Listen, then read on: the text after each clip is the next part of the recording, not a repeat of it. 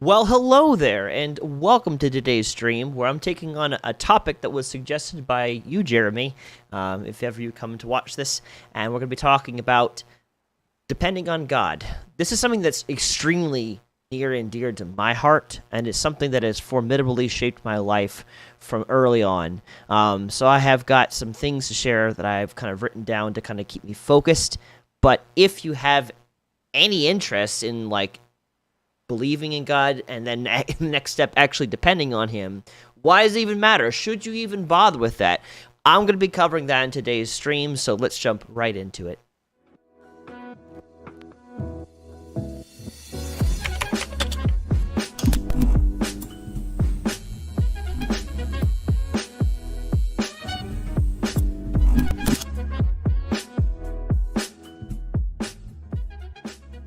Well, welcome back to thoutraid, a community about friends, gaming, and better ways of thinking. I'm Brandon, and today we're going to be playing some Subnautica while I'll be talking about something that is extremely important to me. This is, and yes, wow, that's actually very impressive, Gaming Warrior. Also, hello, Zap, and no, you are not God. I'm sorry. Nor shall I be fearing you. But anyways, it is Monday. Yes, welcome, Kenneth. Hello, everybody. Today, I'm going to be talking about something that's extremely important to me that was suggested to be talked about by Jeremy, and that is being dependent on God. And I want to cover it from different angles of, why? Should you even bother being dependent on God? And then, after answering that question, how? How does one be dependent upon God? Why does that matter? This is something, again, that's really important to me that has kind of shaped my entire life from a very early on age. So I'm excited about this. I'm looking forward to talking about this. And if you have any sort of interest in this, this is for you. And if you have any questions along the way, please ask, because that'll help me figure out best how to take something that's kind of nebulous and make it more clear. If I'm supposed to depend on God, and instead, if I depend on myself, I am God. No. No. But all of this will be done while also, of course, playing Subnautica, because it's been a hot second. I don't even know what my goals are this time. I think I'm still looking for something to charge my power cell stuff rather than just my batteries. That sounds good. Let's do something with that.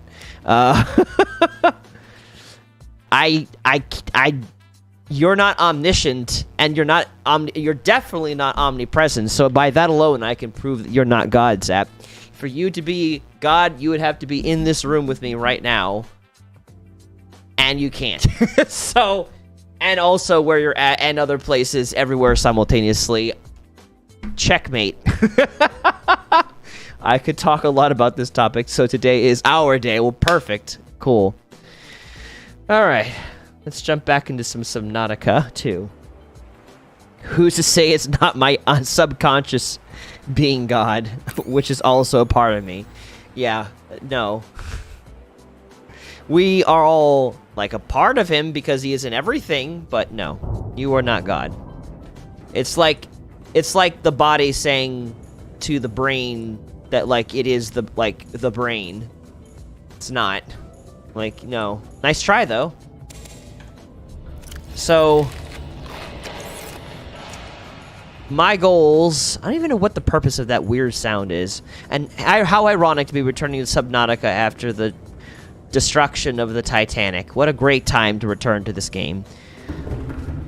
What even are going to be my goals? I don't know specifically where to look for the parts that I need in order to start charging power cells. I know I can potentially cheese that by putting them into my Seamoth and then connecting over this way. Captain.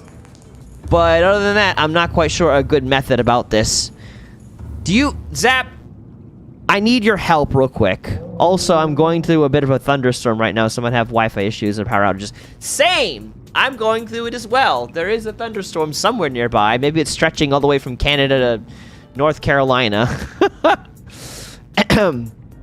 But yeah, no. If you know, Zap, any sort of ways to find the power cell fragments, what parts of the map I can go exploring, that'd be great. Because I don't know where to find that, and there's no exact map of where these things are. So that'd be nice. So here's what a lot of us believe in, that everyone has God inside and outside of them. That's fair. And we aren't having a storm yet, but I guess there's the possibility of there being a storm. I think you just gotta find wrecks pretty deep down. My favorite. Lovely. Also, where is my sea moth? Looking for... Oh, it's over there. Why is my sea moth over here? Deeper than that? How deep are we talking, Deeper than your favorite? Welcome aboard, Captain. What is that supposed to mean? Deeper than my favorite? What are you implying with that? Like, how deep are we talking right now? And also, I did see that, what you said, Zap. I want God inside of me. With that face. Deeper. Define... The last deep place that I went... Whoops. The last deep place that I went produced no meaningful results except to drop off into the void and start dealing with ghost leviathans, which, you know, is not great. It's not terrible. It's not great either. That wasn't helpful. So... What part of deeper? Like, there's only so much deeper... What? Is that a rock? Nope, but they're just floating there carrying nothing. Interesting. Anyways, what part of deeper are we talking here? Because, like, I gotta focus my search. I can't just go deeper everywhere. That's not useful. 1, try searching in your heart and soul. 2, search God in shrines. However, everything contains God, living or non-living. Yeah, you could go to a shrine, but that's more of like inspiration, I'd say. None of this is helpful, Zap. Going deeper. I don't have a clue. I have never actually played, so okay, well... I guess I just need to indefinitely search everywhere. Wait a minute, I need to grab what water I have, and then I'll be good. Until eventually some other wreck shows up. So let me grab my water, because that'd be important. And maybe get some new batteries from my little glider. That'd be good, too. Honestly, I don't remember. I'm pretty sure the Bulb Zone Degasi base had one of the fragments. Well, I don't know if I've already raided it, though, is the problem. Because, like, obviously I have definitely explored that area, but, you know, I only have half that blueprint for that. Like, where is it? Nope, not torpedo arm.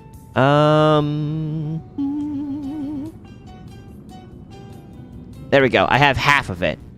I don't know where the other half is. It's like below 600 meters. I trust Zap with my life. I can't trust my life in anyone other than God. Fair enough. They're gonna regret that heavily. Fair enough also. Oh, man. Okay. And I don't have any batteries in my system, so... Let me just take that out. Replace that with this one. Ooh, please. Thank you. And charge that bad boy. Also, I don't need coral right now. It's not necessary. So... Where is the place where I store coral? I always forget. I am stuck. I think this is the area. You get the coral, you get the creature egg. Don't need that, don't need the silver. Don't need virtually anything else with that, so we're good. Okay, cool.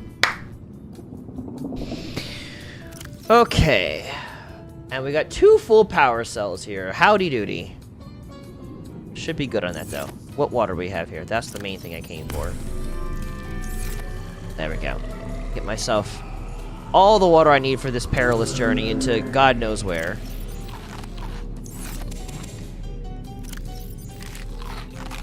just take every one of these pods, get my hydration up. No. Eat that, please. Okay, cool. I have no regrets. Brandon, do you have any regrets? Regrets? Not really many. Like, I have very few regrets. I don't know if I have no regrets, though. But very few regrets. I don't personally make a habit of... I don't know how to put it. Putting myself into situations that would cause me to have regrets, or not allowing fear to permanently prevent me from doing something I need to do.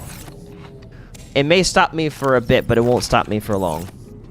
I think that's the best way now to put it. So I don't generally have many regrets. But I feel like the longer you live, the more likely you're going to have regrets. I feel like that is just life, honestly. Okay. I think I'm good. Alright. I have one and only one regret, and that is I have limited life to do God's work and help everyone. I don't know what has blessed me today, but I'm super positive today. Why is that a regret? And that is I have limited life to do God's work and help everyone. Why is that a regret? Out of curiosity.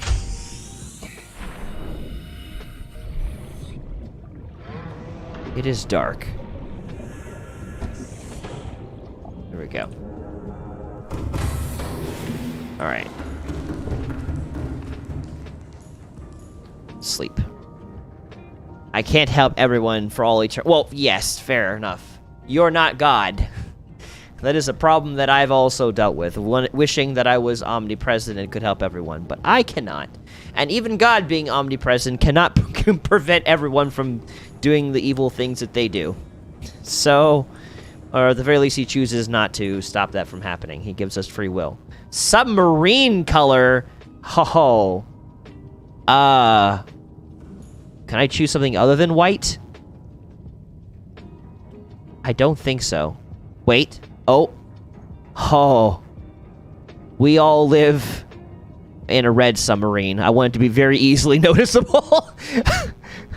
Okay. Stripe 1, Stripe 2, name.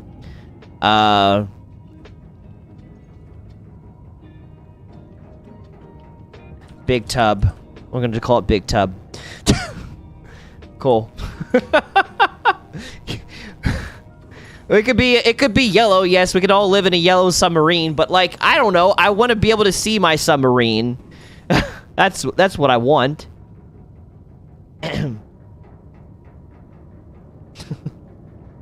Better, faster, stronger. I made mine blue and yellow.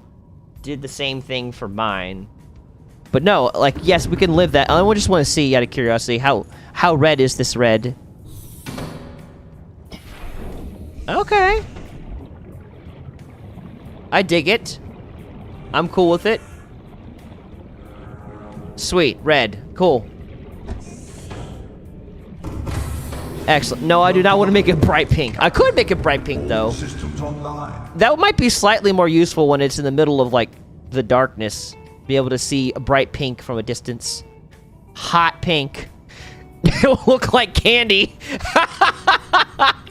Wait, now do you see this? Let me just see. Beautiful. Beautiful. This is what I need in my life. Perfect.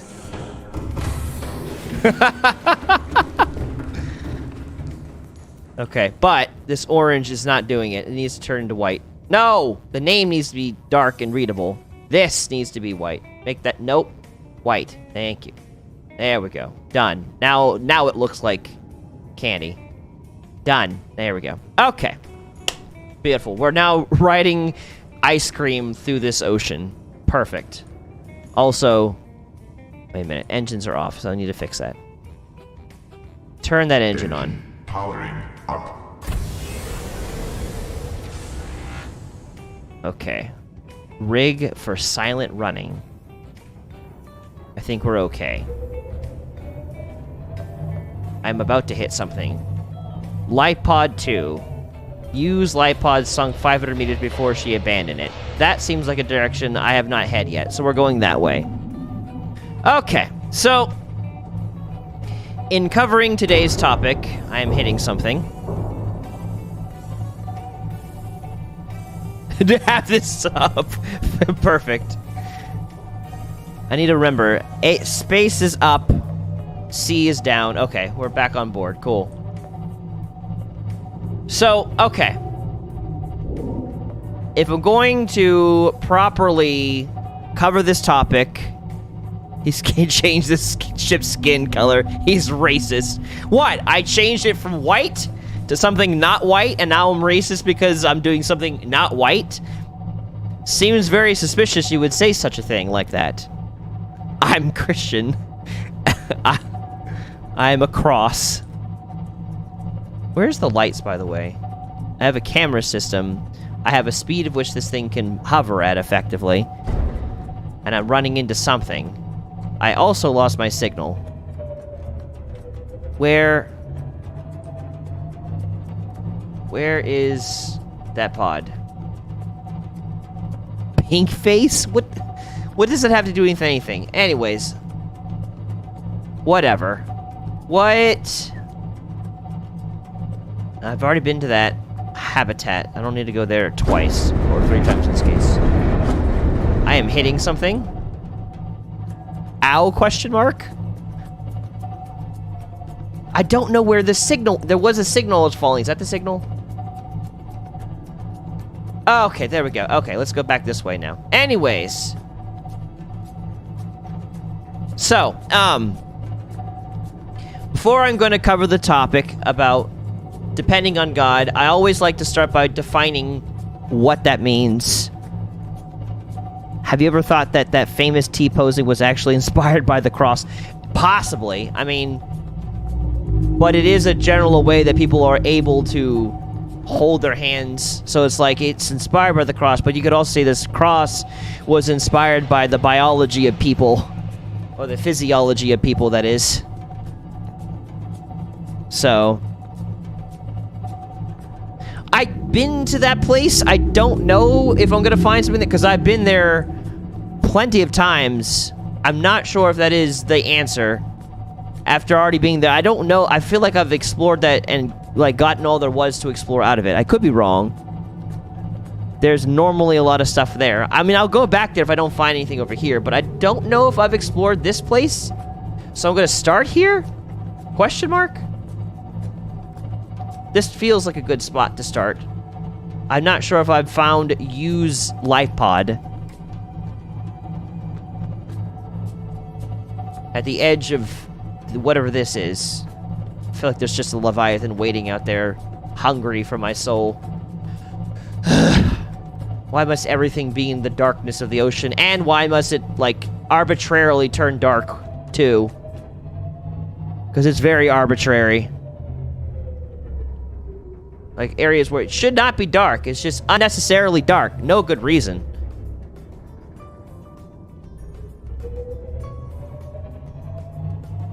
Like, right now, the water is turning dark. The sky... Okay, well, the sun is setting now. I was gonna say, this still the same amount of light. I understand. Whatever. Wait a minute. Pilot sub. Let me turn off it. Here, I don't need to move. Engine powering down. There we go. Okay. You can go into night mode, please. Thank you. Okay. Honk for prayer. Alright. We're gonna stop. Focus for a second, because y'all crazy. Okay. So first up, I want to define what does being dependent mean anyways. I feel like that's a good start, because, like, what does that even mean? I feel like it's worth exploring.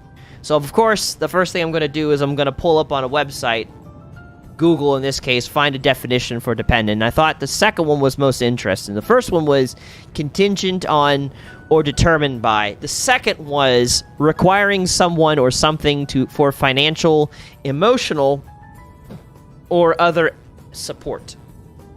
So, requiring someone or something for financial, emotional, or other support. And I think that's pretty think it's a good basis place to start when you're talking about what being dependent on anyone means in the first place, or being dependent on God means. Obviously, we've got, some examples, and Google is so happy to show some pictures of a dependent.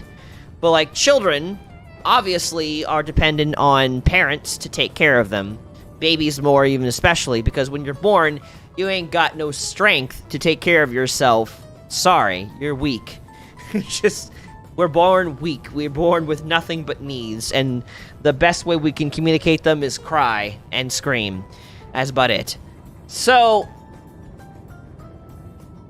God can support me financially. Sign me up. Weak and dumb. Weak and uneducated. I don't know about dumb per se, but uneducated 100%. We start off weak and uneducated. You, Kenneth, of all people, having children, should know how children start off. Like, you have that experience. It's before educated. They're just dumb.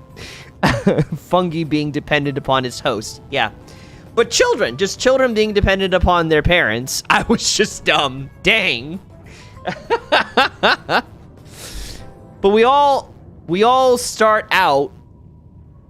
There's nothing we could do for ourselves except express needs through crying, screaming, or whatever method of all of that would look like. And I think that's important, like a starting place, because to God, to someone, it's not I, it's we. Still am, but we don't talk about that. With God being omniscient, omnipresent, and omnipotent, everything is a child to him. Everything is a baby to him. Like, there's no like adult to God by comparison. Being outside of time, unhindered by time, he is older than anything that ever existed, and yet at the same time younger in some shape, way, or form, because he's outside of time. I don't know, but either way, he's outside of it, so that doesn't really, the normal rules don't apply to him. And so at least to us, to him, we're all children. There's just no way you can go above that. Brandon, you are a baby to me. Okay, cool. Sounds good, Noah. So yeah, let's just establish this way. Can we just establish that we are all still children in God's eyes? In the eyes of a being that's omnipotent, omnipotent, omniscient. Knows everything, can do everything, is in everything. Can we establish that? Rules don't apply to me because I can commit all arson I want.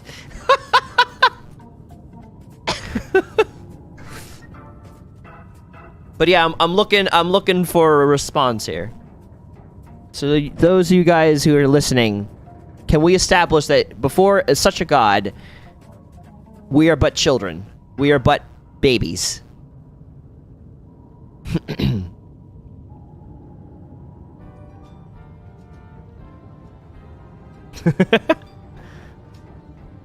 Help? Help what? What are you needing help with, Gaming Warrior? Oh god, I come back and it's just the infinite void looking out my window. And some bubbles. Look at that void. Look at those fish. Look at that down there. What is even down? I don't know. What's down there? Is my ship moving? My ship is moving. Huh? My ship is now above the water.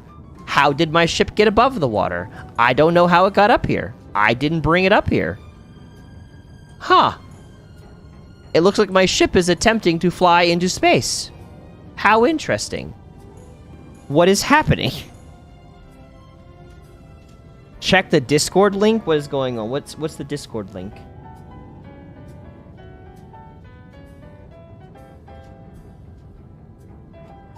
What link? I don't know. Things are being said, and I don't understand what's being said. Also, why is my ship... Wait, my ship is no longer above the water. I'm confused. What is happening with this ship? Is it above land? Is it below? I don't understand.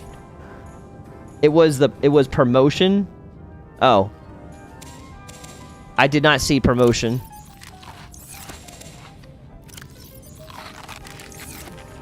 Alright, ship, you need to go back under the water. I don't need you up here. Engine powering up. Bring me under the water. Dive.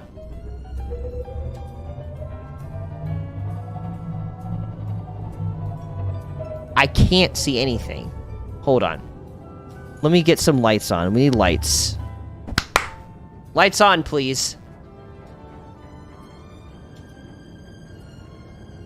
It's taking a while. There we go. Okay. Okay, now I can see things. Good. What is that? What is that? Okay. Nothing that looks overly dangerous. Especially not to something this gigantic. We should be fine. Dive!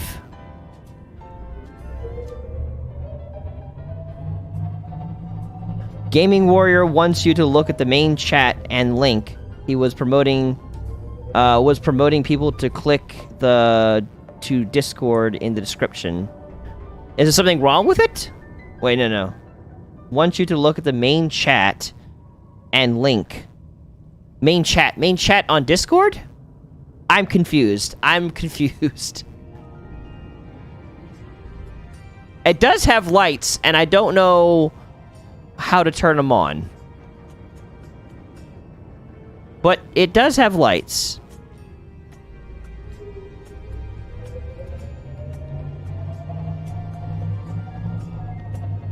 Dive. I'm hitting something. It was two separate things. What? Just check general in simple words. Are you talking about general chat on Discord or general chat somewhere else? Because that's what it is. When I checked Discord, I didn't see anything new. And that's what I was trying to express. What am I near? Are you going to bite me or are you going to leave me alone? I prefer that you don't bite me.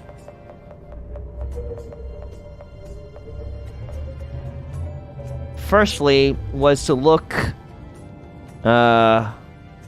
at what had happened in the main chat in channel and Discord. And secondly, he was advertising the fact that we have a Discord. Oh, okay. I see. Hello, Kingsley. It's been a hot second since I've heard from you. Welcome back.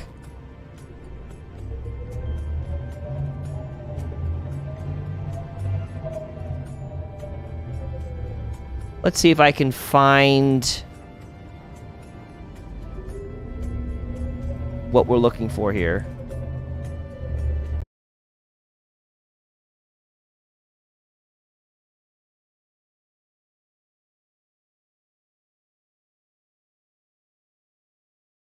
Ow. This looks relatively new. What is that sound? I hate when there's new sounds. What is that? What am I hitting?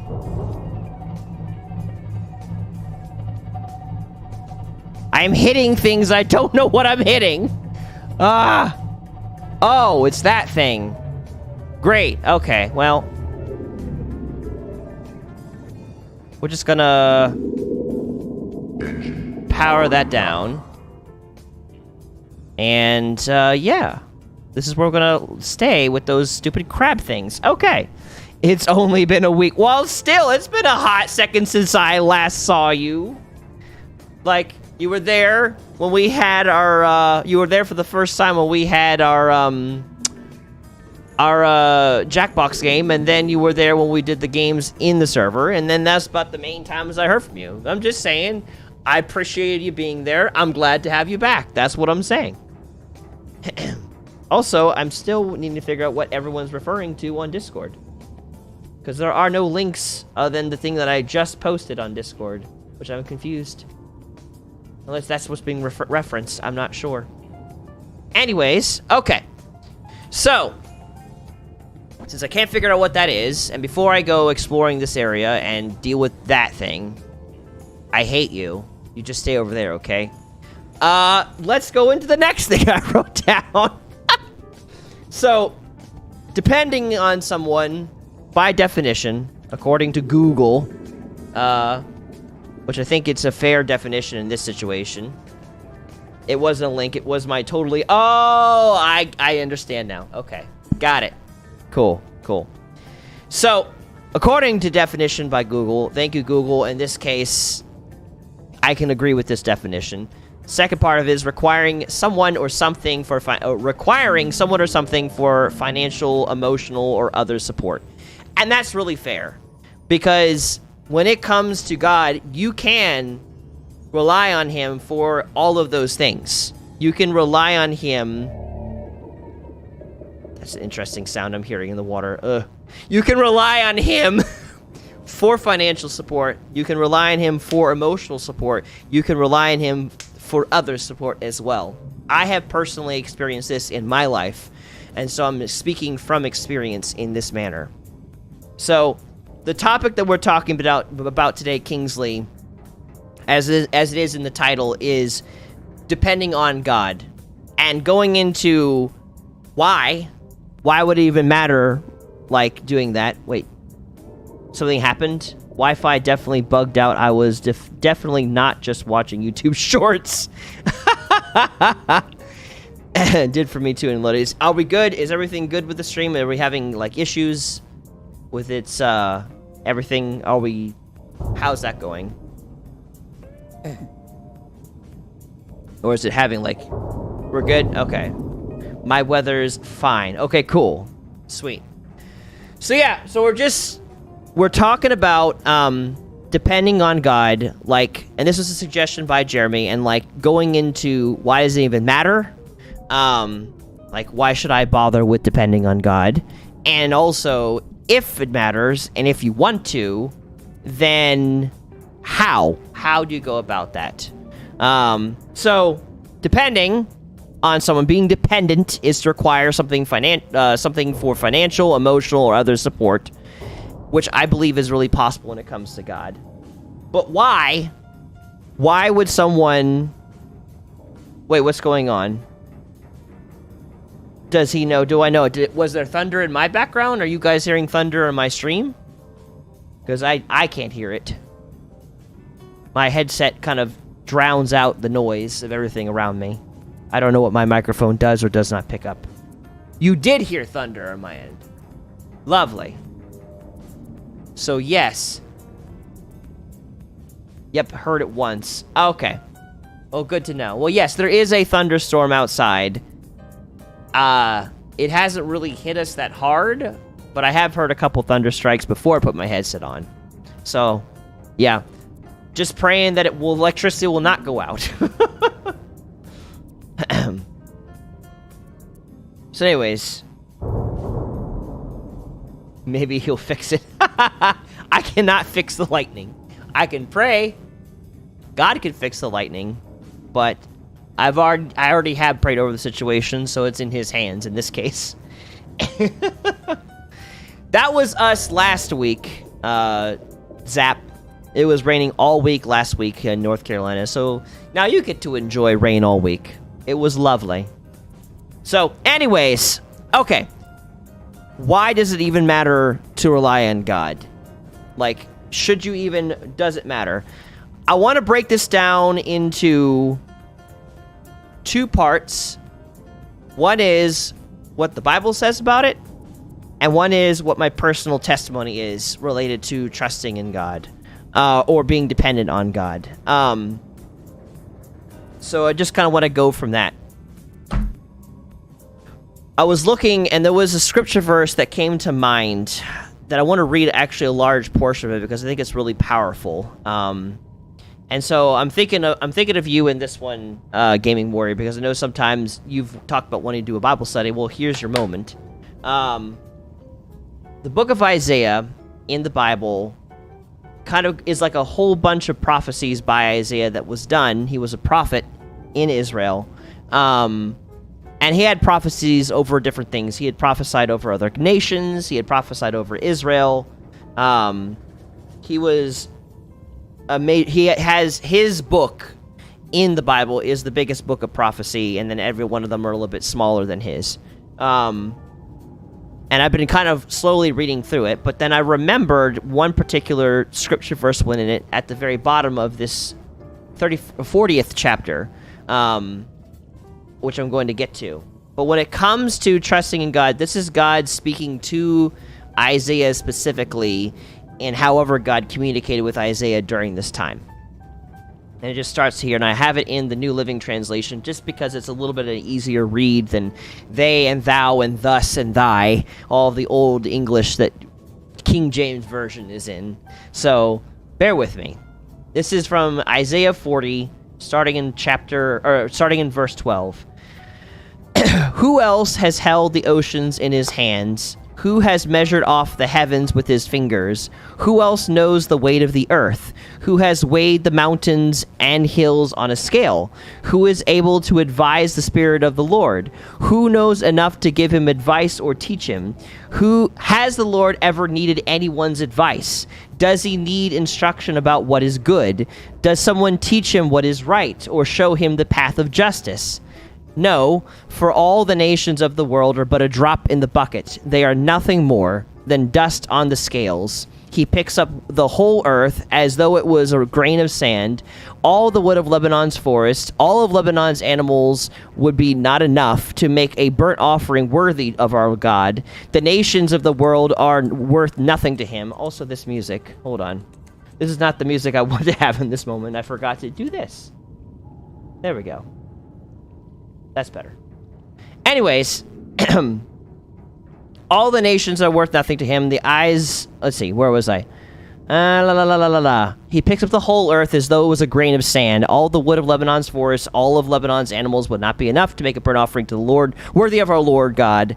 The nations of the world are worth nothing to him. In his eyes they count for less than nothing, mere emptiness and froth.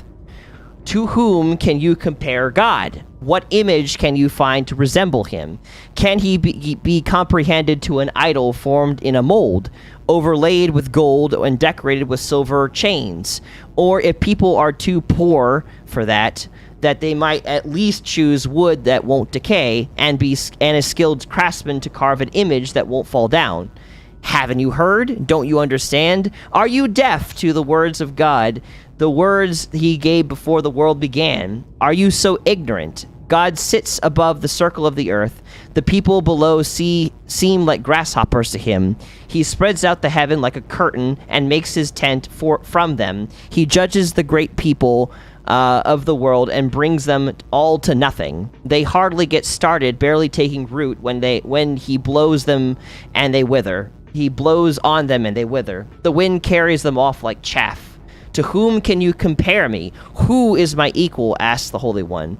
Look up into the heavens. Who created all the stars? He brings them out like an army, one after another, calling each by its name. Because of his great power and incomparable strength, not a single one is missing. O Jacob, how can you say the Lord does not see your troubles? O Israel, how can you say that God ignores your rights? Have you never heard? Have you never understood? The Lord is the everlasting God, the creator of all the earth. He never grows weak or weary. No one can measure the depths of his understanding. He gives power to the weak and strength to the powerless. Even youths will become weak and tired, and young men will fall in exhaustion. But those who trust in the Lord will find new strength. They will soar high on wings like eagles. They will run and not grow weary. They will walk and not faint. Also, hello, Calypso. Good to see you again. So, I wanted to read this because if we're going to talk about being dependent on God, I want to kind of set up the massiveness of God. God exists in all things. He has created all of the reality that we know around us. There's not a single thing he doesn't know, not a single thing he can't do, not a single place he can't be. He exists in all things. No one can understand the depths of his understanding.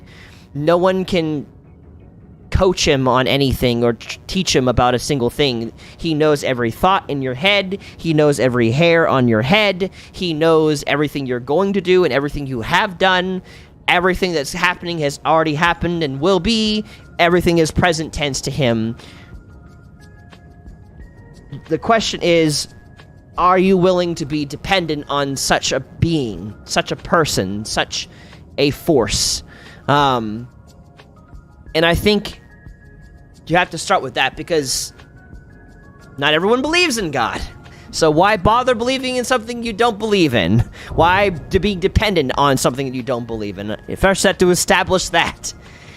And I think to that, you'd also have to answer the question, can something come from nothing? And I know that seems a little bit of a tangent, but I think it all connects. Because again, I don't think anything that does exist has come from nothing. That nothing can conceive something and therefore create something. And I believe if you were to follow something all the way back to its source, you would follow it all the way back to God. Am I making sense? Because that was quite like a tangent. I want to stop for a second.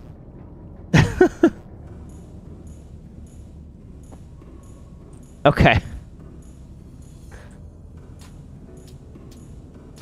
Seek fluid intake. Let me do that. Vital signs stabilizing. Sense has definitely been made. Cool. Cool. That was long-winded of me, so... I'm hoping that I'm still connected. Okay. So, why bother spending the time being dependent on God? Did you know that the One Punch Man, Saitama, literally beat God? Yes. Well, I haven't watched it to the point where he did do something like that. I've watched him defeat, like, some really dangerous aliens as of last. So they only have the first season, or the first season, I guess, on Netflix. Anything beyond that part I haven't seen yet. Okay. So, now I'm gonna leave this ship. It's in the manga. Okay. I'm gonna leave this ship and begin exploring, and further explore the topic. Although, I don't want to just drop right out and sink with my prawn suit. So let me see what I'm looking at before I drop. I know I have Squid Thing nearby. I have the ridge to fall on, or close to. Okay. And there's that thing down there. Okay, I think I should be fine. Same with Attack on Titan. Welcome aboard, Captain.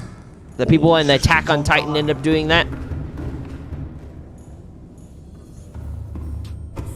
They end up taking on God, I suppose. Oh, then I do not know what you're referring to then. Okay, here we go. I'm going here. Arguably, this is probably not the best place to drop.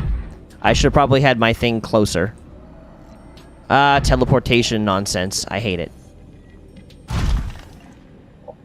Okay. I'm almost certain I have not been here. There's that thing. So I'm gonna go to this pod, see if anything is dropped around it that I could use. What is that? Why am I hearing laughing sounds? Also, leave me alone. Leave me alone, just for like 3 seconds, if you will, please. I need to explore this place. Ah, I have not been here. Good. Integrating new PDA data. Excellent. Please don't teleport me out of here. Stop it. I'm trying to explore and see if there's anything that I can use in here, which I don't think there is. I just found a PDA, and that's about it. Cool. Okay, prawn suit. Where are you? There we are. Cool. Alright. Oh, hello! Welcome back, Road 9. Alright.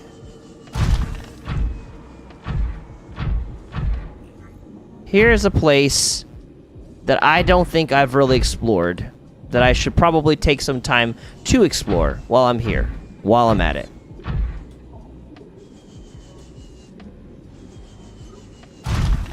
As you're sharing that story... What is that? It is a crab.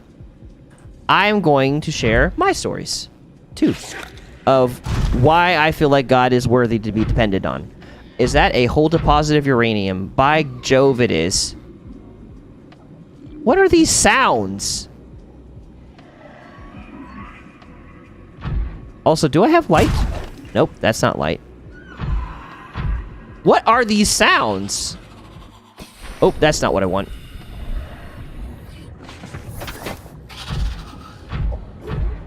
What is the button for light?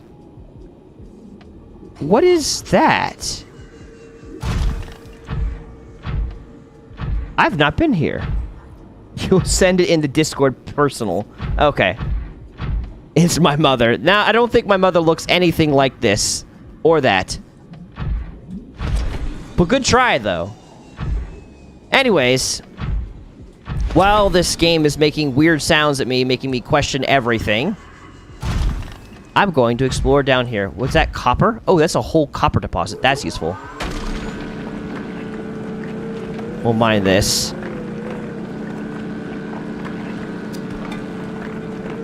So, for me,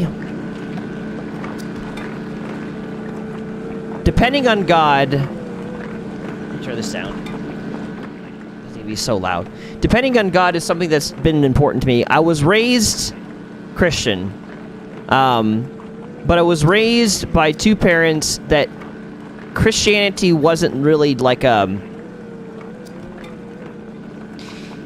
it wasn't like this is a tradition that has been passed on to us by our parents and we've just decided to continue the tradition. It was like my parents believed what they did. I'm very grateful that I had parents that... What is that? That looks like... What is that? That's a ghost leviathan. Okay. Lovely. I've not been here. There's a ghost leviathan. Is that another ghost leviathan? No. Anyways, focusing in while I go into this dangerous place. Is that electricity thing? What is that? That looks angry. This looks like a slightly less angry route. We'll go this way. Now, I have been into the void. And there was nothing but ghost leviathans down there. It was a waste of time. Okay. Why can't I figure out what my button is for... Ghost Leviathan. Oh, Ghost Leviathan. Ghost Leviathan, you don't have to follow me. You can just stay right over there. I don't feel like clamping onto you and tangoing with you right now. I want to figure out if I can find more wreckage points. Not just resources. But I don't know if it... Oh, it's gonna be hard for me to explore and also talk about my story. Oh, God. Of course. And also, I cannot for the life of me remember what the button is to turn on my light. That would be helpful. What is the button? I don't remember. Let me look over here. Options. Keyboard. Where's light? I need to find light. Cycle next. Hand slots. Take picture, reload, move up and down, auto move. None of this is it. This is in fact not it. My other button that I do right click just ends up me shooting stuff with my grappling arm. That's not helpful. Try F. I think I tried F and it just popped me out of my ship. F. Now, either this thing doesn't have a light, or that's not the button, because F did not turn the light on.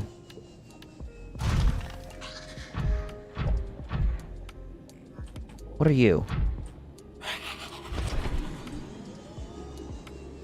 Anyways, while you look and see if there's a solution to that. Because I could do this. I can grapple my way around. But that doesn't fix some other problems. Anyways. So, backing up. My parents, following Christ wasn't just a religious thing for them. They meant what they did. They earnestly sought after God. They made it very easy for me to do the same because I didn't feel like, while they wanted me to grow up Christian, at the same time, I never felt like if I didn't go that route that they would cease to love me. Turns out they always have it active, so I guess just stuck. Okay, well, great. That's not a lot of light then. Anyways, my parents grew up. Mom she grew up in a secular family that kind of like part-time did Christianity. Dad grew up in a religious family that didn't really, I don't know how to live, so to speak. Like, they were too afraid, I think. On my dad's side, my family was a little bit too afraid to take risks and to enjoy things that were not Christian. And so I was kind of born in the middle of those two things, of Christian, like recently converting to Christian, not knowing anything about it, just kind of earnestly figuring out what it meant to be a Christian. That was my mom. And my dad growing up with a lot of religious tradition, and it was kind of learning how to integrate it. And so I was kind of born in the middle of that, and I feel like I had a really good mix of the two. And my parents, again, like I said, I never felt like they were going to reject me if I wasn't a Christian. They would be sad for me, yes, and they would spend a lot of time, trying to convince me in that direction, also yes, but I never had to worry that, maybe one day they would not love me and they would disown me as their son. So I'm very grateful for that. And my parents were very big believers in tithing, which, if you're not a Christian, you don't know what that is. Tithing is giving, at least in most Christian circles, 10% of whatever you make. In the Old Testament, it was 10% of whatever the best you had. So, like, if you were a sheep farmer, for instance, you would give 10%, a tenth of the best of your flock to the local church or synagogue or whatever. In Christianity modern time, it's mostly money, but it's just intentional generosity towards the church, so the church can use that money to end up like having people work full-time there and help the community around them. So they're big believers in that, and they believed very firmly that God has the ability to take care of our financial needs and that we don't have to worry and lack. And so I integrated that into my own belief, and there's scripture verses that talk about that. Oh, sweet, thank you. I feel like I have been here before, and I killed that ghost Leviathan, and it's back. Which makes me sad, because it means I have to kill it again. But this is very familiar. I can't really see far down there.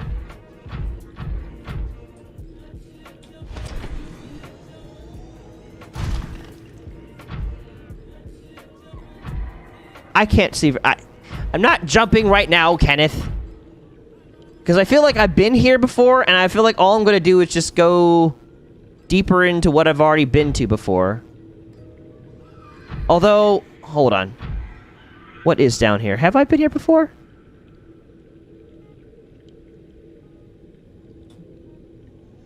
Because that last thing I want is to go through it all over again. I swear to God I've been here before. This looks very familiar, and I'm just going to be going in circles. Yeah, I'm pretty sure I've been here, and I burned the crap out of myself near those vents. Yeah. Yeah, I've had to have been here. This is very familiar. Although I am getting to a place where if I go any deeper, my suit will start taking damage, and that is over towards this place. Interesting. Yeah, like 8 streams ago, I've definitely been there. But I don't think I've been here. And I don't quite have what it takes to be there without taking damage. Emotional and or otherwise.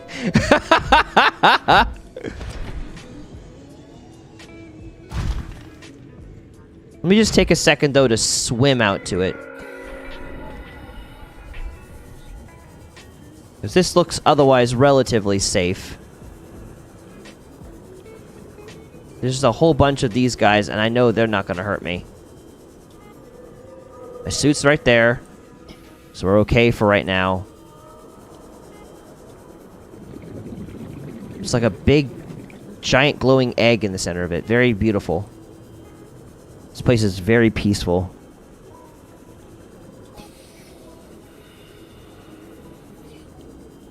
Wow. Thank you. I'll do my best not to die. Oh!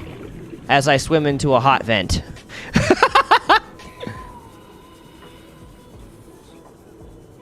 I keep my eyes on my oxygen levels, because I don't know how long I'll be able to be on here before I'll start. Oxygen levels low.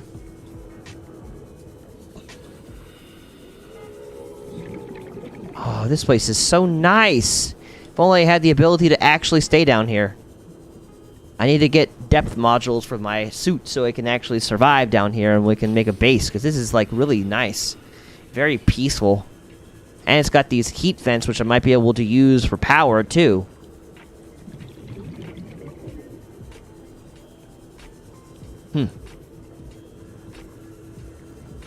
Okay. So anyways, focusing back in. My parents always raised me that, like, you tithe. Whatever money you make, you give 10% of it away to the church or to those in need. Because when you give, God gives back. And not to say that you give for the express purpose of God giving back, because that'd be manipulative. But don't hold on to your money as if, like, you give it away, you'll never have any in return. Like, you'll just always be screwed. No. God can and will provide, and you do that by learning to provide for other people. Welcome aboard, Captain. And so I've always had that. And I've lived my life as generously as I can be, sometimes more than I can be, sometimes not as much as I can be, but, like, as much as I am comfortably able to do so, occasionally pushing myself beyond that comfort zone. And God has always provided for me. What my parents taught me growing up, God would provide, has been something that's been true. There's been many times where in my life where I've felt like I'm going to end up broke, dead on the side of the road, no food, nothing. And God has definitely provided a way through each one of those times. I remember I had this situation very recently. So back when I started thoughtraid, God gave me the idea to start thoughtraid back in the beginning of the pandemic in April 2020. And during that time, they had closed the doors at where I was previously working. I had no job. And in June, I really had no job. And I was like, well, great, what am I going to do? Because at the same time, one of the things I was wanting to do and working towards doing was I was working towards having, going on a mission trip to Japan. I love Japan. I like the culture, and I'm saddened by the things that they go through and they suffer through. And I don't know, from early on, God put Japan on my heart. And so I began, yes, COVID screwed that up. I began raising money for it, and I was able to raise exactly what I needed to be able to go to Japan. And then COVID hit, and I could not go to Japan. And I didn't have a job. So here I am, jobless, Japanless. What am I doing with my life?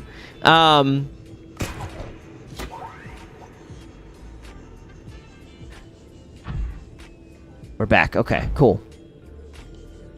And so, all right, so then God gives me thoughtraid. Cool. I've got thoughtraid. I'm able to do stuff like that because he asked me the question. It was like, Brandon, what was the last thing you did in your life that gave you meaning and purpose? What did you do that really brought life to you? And I remembered the time when I did live streaming the first time on Twitch for UGN. And I remembered just how life-giving that was for me then. And it was like, all right, do something with that. And at the time, he was really teaching me a lot about how to deal with anxiety in the moment.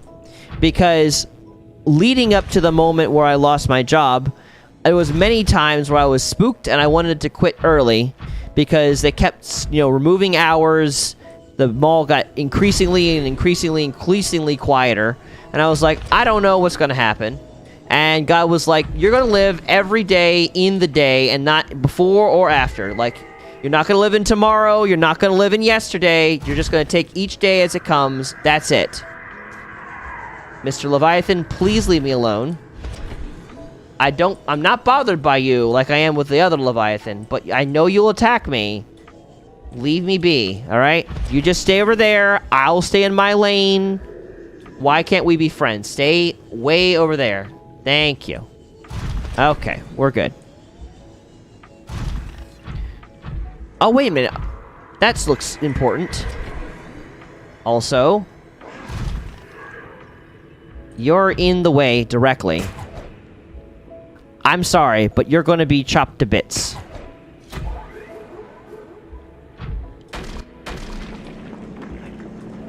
I can't have you here. I don't need to worry about you biting into my flesh. I think you're dead. Okay. Moving right along. On that note. Let's see here. Are you dead? Yeah, you're floating atop the ceiling dead. Cool. Alright, what's this? Can that do anything? No. Can I enter through this? Yes. Oh. I am now inside an air pocket.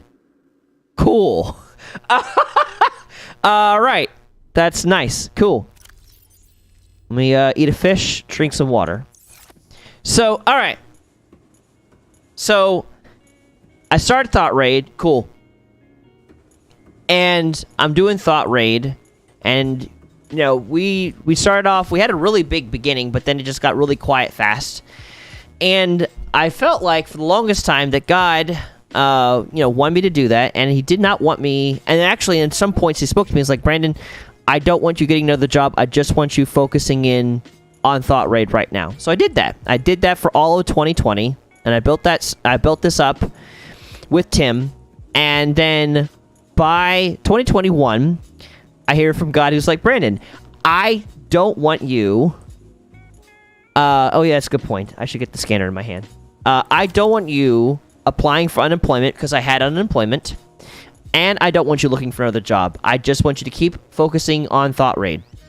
So I did. And this is important because I swear that God said that, but I don't know if God said that. That could have been just me saying it so that, because I want thoughtraid to be a thing. I didn't know. So even with feeling like God said what he said, I was still walking out on faith on that. So I went from... my last collection of unemployment was in February 2021. And I had enough for until May. And I went to May. No job. No unemployment. No money coming in thoughtraid that I could live off of. And God had not changed his stance. And so I was like, okay, well, what do I do? Because I watched as I had, a decent amount of money going below, I forgot exactly what I got down to, but I got down to, somewhere between 500 and 300 left in my bank account. To the point where, I had to move back in with my parents. And in June of that year, I had to move back in with my parents, because without them, I would have definitely been homeless after that point. But I stood in faith. And in the end of that, and in the process of that, I also tried looking for different jobs as we got to June, because at that point, I was like, all right, you can start looking for jobs. So I started looking for jobs. No one was hiring. Also, how do I turn this thing on? I feel like it should be turned onable, and I do not see the power source. And I'm looking for work. I ain't finding any work. I tried doing something with, like, Ian's air conditioning unit, like being a night, like, AC unit installation, whatever group. Tried with them. There was, like, a night job, where it was a night dispatcher job. Tried that. Nope. Didn't hear from them. Tried some other places. I ain't getting nothing. And then finally, I'm in a conversation with one of my friends, and he's like, hey, how many hours do you put into thoughtraid? And I was like, well, I put, like, 15 to 20 hours into thoughtraid each week, because that's really only all the thing we could really do. There was nothing more that needed to be done at that time, how small we were. He was like, oh, hey, why don't you supplement the rest of your time doing stuff in a part-time job? And I was like, okay. And that immediately gave me direction. I thought, okay, I should do something that I'm used to and familiar with. That way I don't have to detract much energy from thoughtraid. So I was like, okay, I'll work for New Balance. I'll see if there's a job there or some other shoe store. And after going through a month of time where God gave me permission to start looking for work, but I was hitting walls, it was within a week that I ended up getting hired at New Balance. And God provided exactly what I needed. And when the time came that I was ready to move out again, he once again provided the hours that I needed and the exact pay that I needed to be able to live on my own as I'm presently doing now. I don't see any way of turning this on, which is sad. I like to turn this on so I can have a checkpoint. So God provided there. In the process of moments where I wasn't getting any money in through unemployment, God provided there. Where people would just randomly show up my door and give me money. And then on top of that,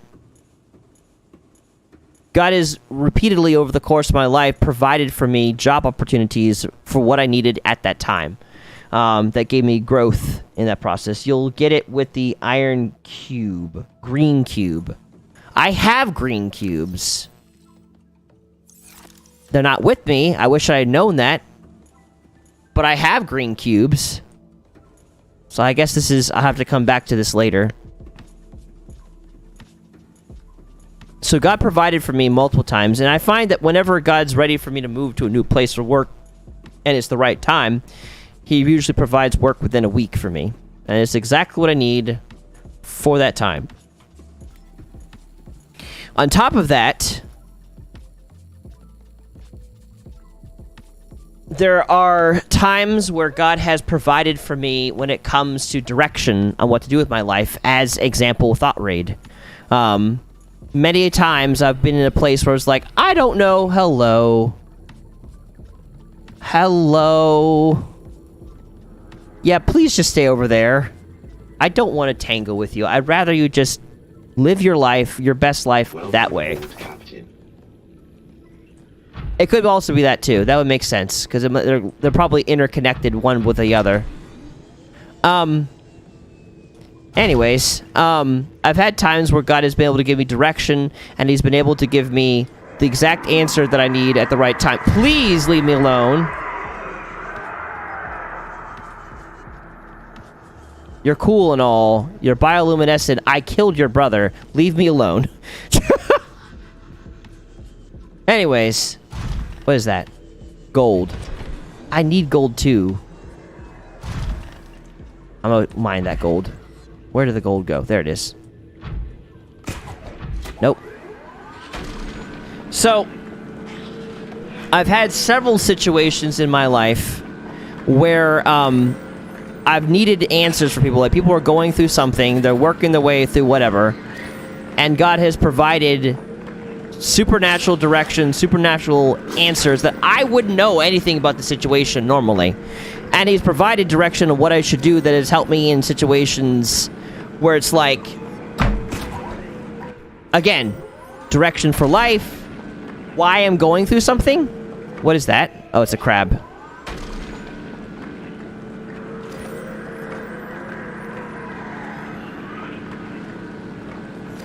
Excuse me, crab, please just stay over there.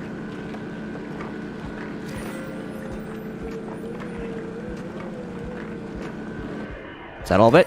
I think so. Whoa. Okay, leave me alone. Okay.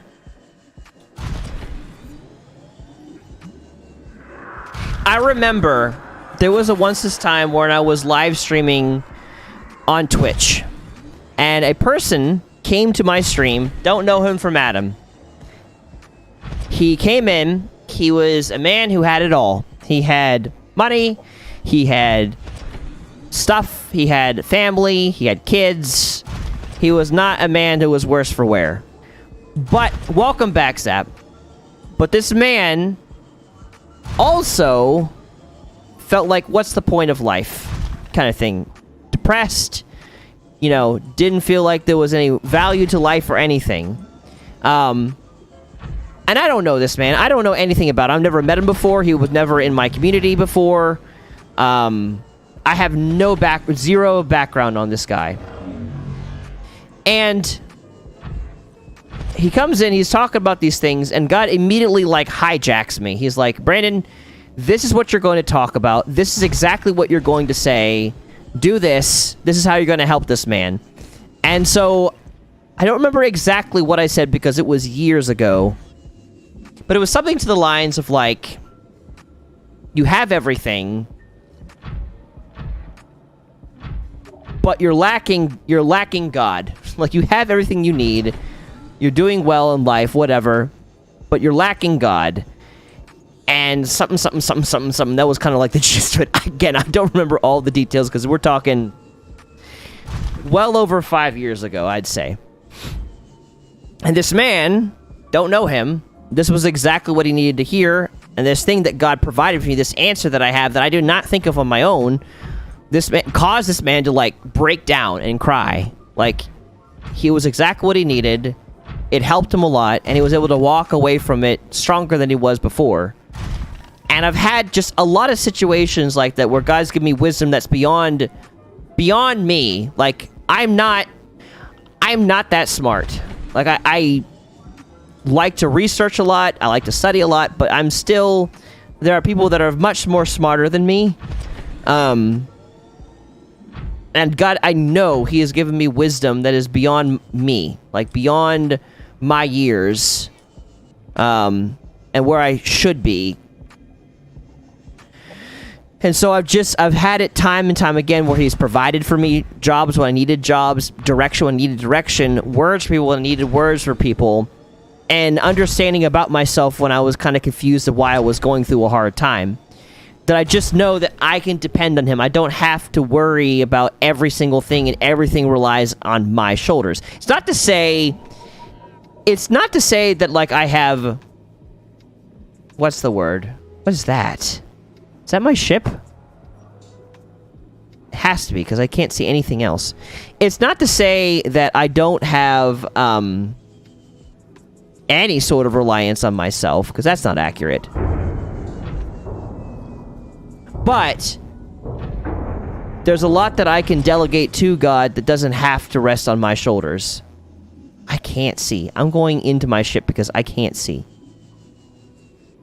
And as exciting and riveting as it is to explore in the dark, let me just take a quick rest. Captain, all systems online. No, I cannot see the weather, John. It is dark outside, and I can see nothing. Just... I can't. To answer your question, no. Alright, well, that's fine, Zap. If you're still here, good night. Thank you for joining. Rest well. Get some sleep. Take care of yourself. How are we doing, health-wise? Good. Like, not even a scratch. I still don't quite understand how that happens. Oh, okay, cool. So... I'm going to do some exploring in just a bit, but before I do that, I want to talk about, like, how do you become dependent on God? In my opinion, I haven't seen any fires. It's just been lightning. In my opinion, God is worthy of being depended upon. He exists through all things. He knows all things, and I've tasted and seen that He is good, so to speak. But if you want to be dependent on Him, if you want him to help you in different places, to give you wisdom, to give you peace, to help you out through other people financially, or however, whatever needs you have, there are ways that you can become more dependent on him. Once you finish this kind of section, topic, I'll go. Okay. So what does it take to be dependent on God? There is several things that I wrote down about this. The first one that I really think about is you have to throw away pride. If you want to be dependent on God, you cannot also be proud. Or at least not pride. You cannot be prideful. It is okay to be proud of things. If you have a hard time accomplishing something and you accomplish it and you feel good about it, there's nothing wrong with that. But if you get to a place where you feel like you have all the answers and you don't need help and there's nothing you can improve on, you are not going to be dependent on God. You are only going to be dependent upon yourself. Pride has to go out the window for God to flourish in your life, for him to be able to do all that he can in your life. Because you can lead a horse to water, but you can't make it drink, in a metaphor. So, the first step in becoming dependent on God is choosing not to believe that you know everything. To believe that you are bigger than you actually are. You cannot outdo God. You are not omnipresent, omniscient, and omnipotent. You do not know more than God. You cannot do more than God. You cannot be in all places at one time. It's not going to happen. Just, sorry. So that's the first thing. You have to throw out pride to be dependent on God. Second thing that I've learned, you have to be willing to take risks and step out on faith on things. If you live a sheltered life with zero risk-taking, you're not putting yourself into situations that could potentially, screw you over. Not to say that you're intentionally throwing yourself into life and death scenarios. That's not what I'm talking about. But what I am saying is if you're not going into situations that could potentially go wrong, you're not taking risks, it's going to be hard to be dependent on God. God exists outside our comfort zone, or often moves outside our comfort zone. He'll let you get comfortable for a time, and then he will throw inevitably something in your life to mess it all up again. So you have to be willing to take risks in order to be dependent on God. Don't have the 7 deadly sins close. Yeah. Pride is in the 7 deadly sins. There is a degree of humility you must have if you plan to be dependent on God. But after that, you can't live a safe life. Cowardness is a sin in the Bible. Being a coward. Not necessarily... It's not because, being a coward does not necessarily mean that you're never afraid of things. It does not mean that you never feel anxiety. It means that you choose to let the things that you're afraid of dictate how you live your life. The reason why that's really important is because if you ever wonder how people get into situations where they're doing mass murders or genocide and they're kind of going along with their country going in that direction, it is out of cowardice that people do that. Good people do terrible things because good people are afraid of having their peaceful lives messed up and how it could harm them or kill them, whatever. You have to be willing to take risks if you're going to become dependent on God. Another thing that's important of being dependent on God is you need to be known by people you trust. People that know you are very good at being mirrors into the depravity of your life. The things that you're not proud of, they're able to find it and point it out. You have got to take the risk of being known by people to such a degree that they're able to call you out on your BS. If you always keep people at arm's length and you never let anyone get close to you, you're going to make it harder to be dependent on God, ironically, because when people are able to see your flaws, they're able to point them out to you, which will enable you to have something to go to God about. So, it could be really easy when there's no one there to challenge your thinking to think that you're perfect and you have no mistakes. I am susceptible to this. I am no exception to this rule. So I intentionally surround myself with people that know me very well that can show me when I'm being stupid. If you want to be dependent on God, you need to have people in your life that you can share the things you're not proud about with, and or that can point out things you may not even be aware of. And I have a scripture for us that talks about that. It's in James 5, chapter 5, verse 16. It says, "Confess your sins to each other and pray for each other so that you may be healed. The earnest prayer of a righteous person has great power and produces wonderful results." There is some power in being known, confessing, talking to people where you're weak at, where you're not strong in. And so having that done, it goes back to the first. It builds up humility. It wards against pride.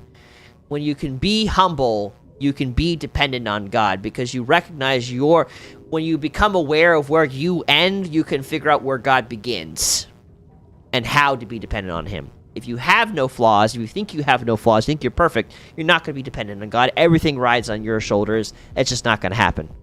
So, gotta be humble. Gotta be willing to take risks. Gotta be close to people and let people know you. Then, you need to have regular conversations with God and pray. Like, this is so important. How are you going to learn to be dependent on God if you don't know him? If you never take a moment in your life to get to know him, to pray, talk, and then listen and see what he says in response, you're not going to be dependent on him. You might as well try to be dependent on a total stranger. It's not going to happen. Being dependent on somebody, anybody for that matter, requires a degree of familiarity with that person. And so it's no different with God. How are you going to learn God? How are you going to learn to be dependent on him unless you take the chance to actually talk to him? Hey, God, this is where I'm at. This is what I'm going through. What do you think? And maybe you won't hear anything when you do that first time, second time, third time, fourth time, whatever. But the more you put yourself out there and the more you listen, the more you're going to have opportunities to hear back from him, to develop that trust with him. And finally, I think the last really big important step, does respect, can that be a requirement? Finally, before you head out, Zap, you must be honest with him. Because if you're not honest with God, and you have a good night, if you're not honest with God, that's not going to make any progress either. It's not going to develop trust with him in order to be dependent on him. So there. Have a good night, Zap. Thank you for joining. No, that is it. That was it. Be honest with him. Don't lie to God. It's not like God doesn't already know what the truth is. Be honest with him. Good night. So yeah, you're saying Gaming Warrior does respect, is that a requirement in depending? Yes, I think you would want to be respectful of God if you're going to try to be dependent on him, because if you're not respectful of him, you're not going to want to be dependent on him. Why depend on something? Why depend on someone that you don't trust effectively? Like, respect and trust go hand in hand, I'd say. So yes. And at the same time, when it comes to like trusting God and respecting him, like, God already gives us more than we'll ever deserve, including our very existence. But who do you think is going to just naturally like do things for you if you disrespect them constantly? Like, God is going to take care of us more than we deserve anyways, but at the same time, there is something to be said of showing him respect. So I will say to that, not necessarily, you can still be dependent on God to a degree without that respect, but it's an important part of developing dependence on him.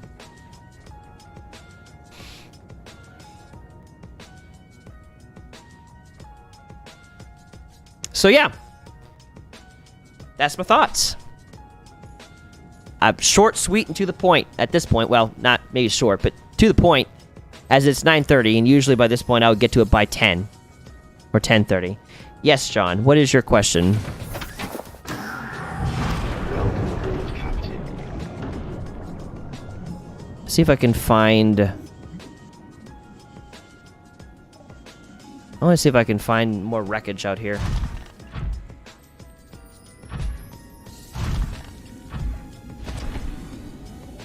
So I found that place. I don't know if that's the same area. You must get to the lava area to advance the story at some point. Oh yeah, I'm definitely planning to heading there.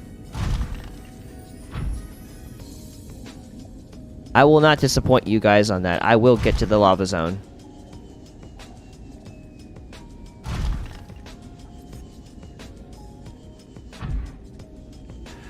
So I'm dependent on God that he will make everything good, and I feel like I'm asking for too much sometimes.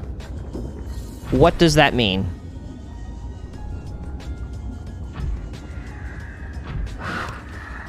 Don't bite me. Leave me alone. I will clap back.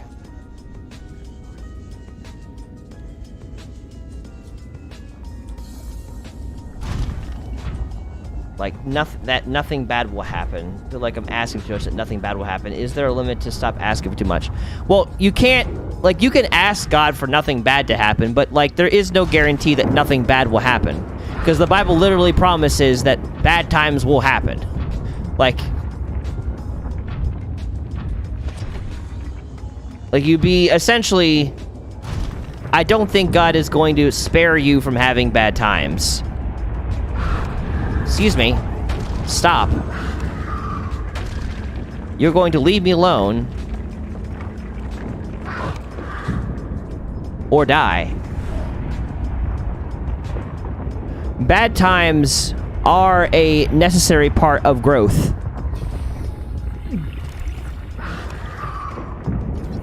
I don't know if I've completely researched that. I guess I have. In answering that question, the answer is yes. I have researched that. Yeah.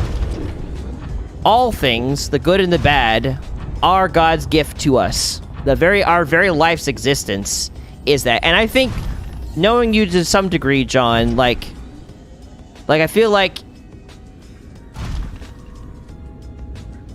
I think you are very scared of bad things happening. Why are there like 5,000 of you on me? Holy cow, I'm going to die.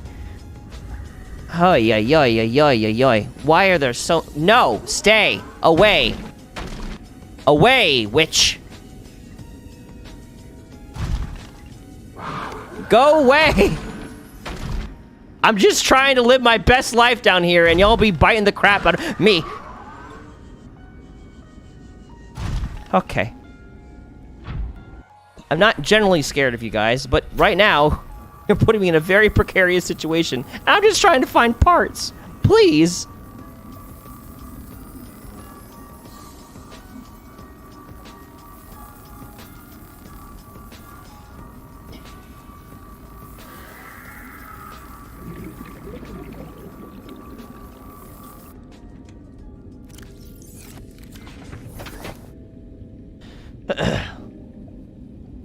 Life is a combination of good and bad. It's what you do. Like, you do give up when... Like, do you give up when the bad times, or do you don't enjoy when something good is happening? Mainly because I don't want to be hurt anymore by the world. Well, that's... You can't avoid that. Like, hurt's gonna happen, and it's not gonna... It's gonna keep happening. Scan that fragment. That's a rifle fragment. I already have that. Yeah. God can rescue from things. It's not like what you're asking is too much of God. There's nothing that's too much of God. God can, if he wanted to, remove every single possible bad thing that could ever happen to you ever. But he's just not going to do that. Please stop. My brother, leave me alone. I'm trying to swim down here, and you are just biting the crap out of me. There will be a zero net population of these things here if you don't stop biting into me. I'm trying to find important things.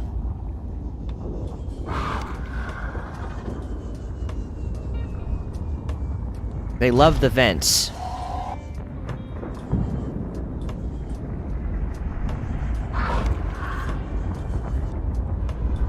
Like, I think you... Honestly, John, I think with you wanting to live in a world where you don't get hurt, I think it's been doing you a major disservice. Like, there is no guarantee of a life free of pain and suffering. The amount of pain and suffering that every person goes through varies. Not everyone's going to go through the same thing, but we all have a burden that we carry. For me, I've dealt with a lot of rejection. I've been an outcast of a lot of different people. I have not fit in, and I've struggled a lot with anxiety over the course of my life. Some people deal with health issues. Some people deal with anger. Some people actually deal with people that are wanting them dead constantly. I do have a question, though. So if anyone doesn't ask for forgiveness when they are alive and when they in the afterlife, is there a possibility of them asking for forgiveness? Oh, that is something I don't know. I don't have an answer for that. Leave me alone. I'm just trying to explore these little fragments here. What I do know that God takes forgiveness very seriously. Like, going to the point of saying that if you are not willing to forgive another person, he is not willing to forgive you. So I know that he takes it very seriously. At the same time, what is that? That is a whole lot of nothing. Okay.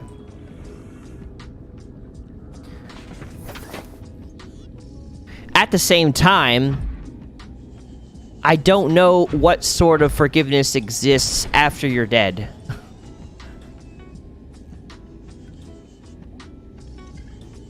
There may be, if someone is willing to, at that point.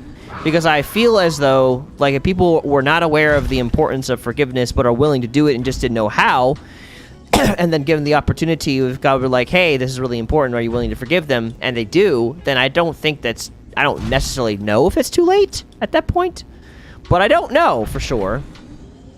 Because I feel like a lot of people, if they're not willing to forgive, they're not going to really care to forgive once they get to the afterlife either. And God knows that. There's a lot of people that they know what's best, and they're gonna do their own thing, come hell or high water.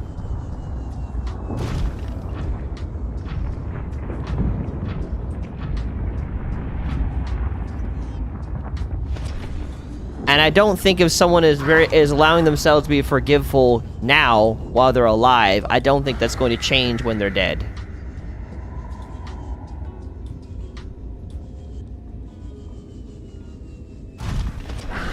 Or if I try to put it in simple words, is it possible to beg for forgiveness when faced with judging and the afterlife will be? I mean, yeah, you can beg for forgiveness. There are people that have died and they've come back from the grave. And there is examples of those people, of Jesus saving them from hell. They went to hell, but Jesus came and rescued them because they recognized in that moment that, oops, they messed up and they needed him. So I've heard accounts of that. I remember hearing one story of a Hispanic lady who went to jail. Wow. Lord have mercy, to hell. I mean, it's about the same thing. Except worse. And when she realized, oh my God, this is real, I'm dumb, and she apologized and repented of her sins, God did rescue her. And she was like, she said, like, God was like, you barely escaped hell. If you did not, like, realize this, you would have been in hell. But because of that, I'm willing to forgive you, and I'm willing to give you heaven. So it's like, I remember that account that she had. So it's possible, but if you are living a life that's just you do whatever you want to do and there's no ramifications for the wrongs that you do and that's it, like, I don't know. God is also just, in addition to how forgiving he can be and loving. Which brings me to another question. Is it possible for someone who is in heaven to end up in hell? Well, yes. Yes.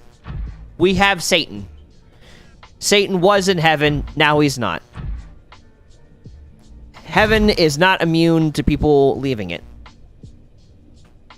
Now, I don't know how hard it is for that to happen, but I do know that Satan became prideful, and as a result, Satan is not in heaven anymore. God is just. You can't see him apart from his own justice. He is loving and he is forgiving, but he is also just. But he's also patient, so he's willing to wait for someone to get their life together. But there is limits, and there needs to be justice. You got to imagine, okay, keep this in mind. God is outside of time. I can't state this enough. God is outside of time.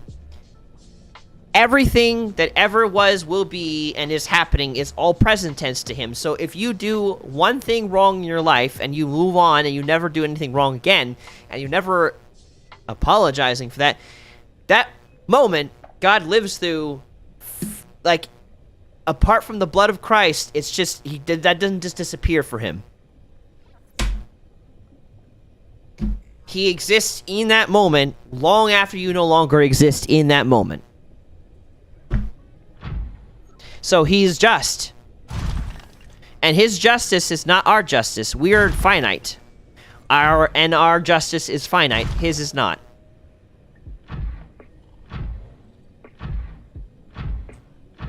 I really don't think heaven just magically works. I really, from everything that I've learned and what I know about God thus far, I don't think heaven magically works. And that being said, it must be maintained like a garden. And so if someone is not willing to line up with God's principles and to do things that are evil, excuse me, I don't think God is just going to allow a person to get away with that even if they were in heaven. Heaven is the resting place from sin, from death, from suffering. There is no more of that in heaven. And so, if someone were to do something that would bring about those actions, those things, God wouldn't have it in his presence. Welcome aboard, Captain. So, I have another one. So, did Satan ever do something good when he ended up in hell?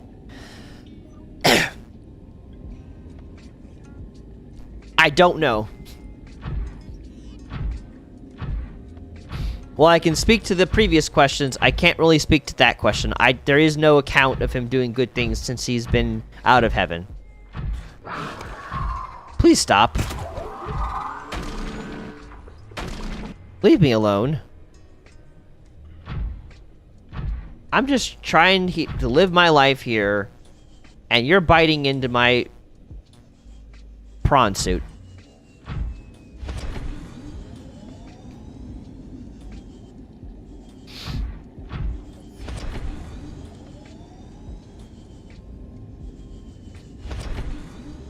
Big tub.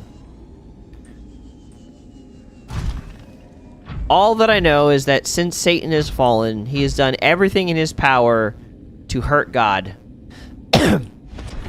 by leading people away from God and convincing them that God is the enemy, so that they would curse his name and do things that would hurt him and others, which he can be grieved and he can be sad. He doesn't dwell he's not depressed. He doesn't dwell on anything and allow it to, like, sink him. But Satan knows his time is limited and the battle is already won. And so he's just doing everything he can to make things harder.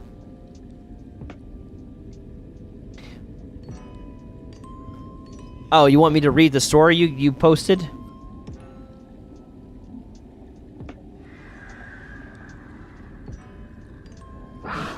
Oh, that thing has attacked me. Hold on. Where did it go? There he is. You keep biting me. Where'd it go? I'm hitting something. I can't tell what it is.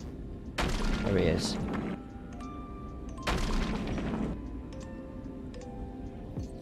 Where'd he go?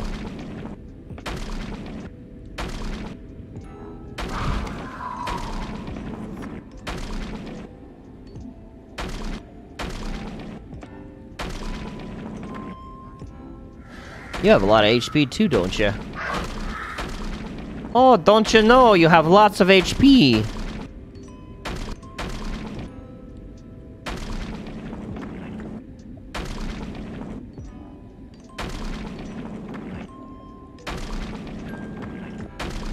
Are we dead yet? We don't seem to be moving, so I think you're dead. Alright. Where am I? I can't see anything. I can barely, for that matter. I don't like not being able to see things. Ah! And this game is nothing but you can't see things. Which is annoying. There we go. The ground. Oh, and that guy. Right in between me and my destination. Alright, let me get to this ship so I can read what you said.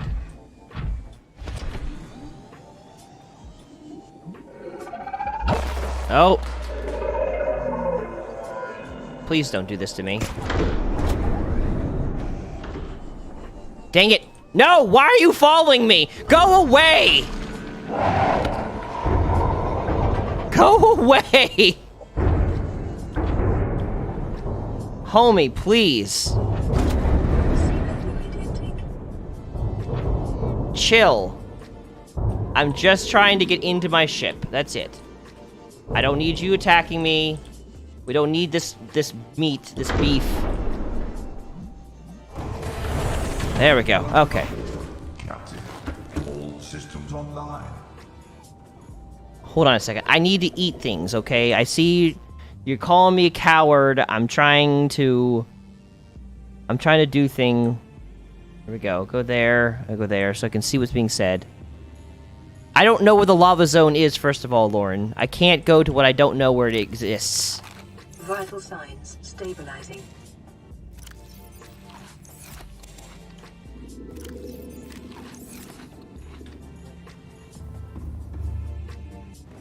Go down here. I have titanium that I don't need.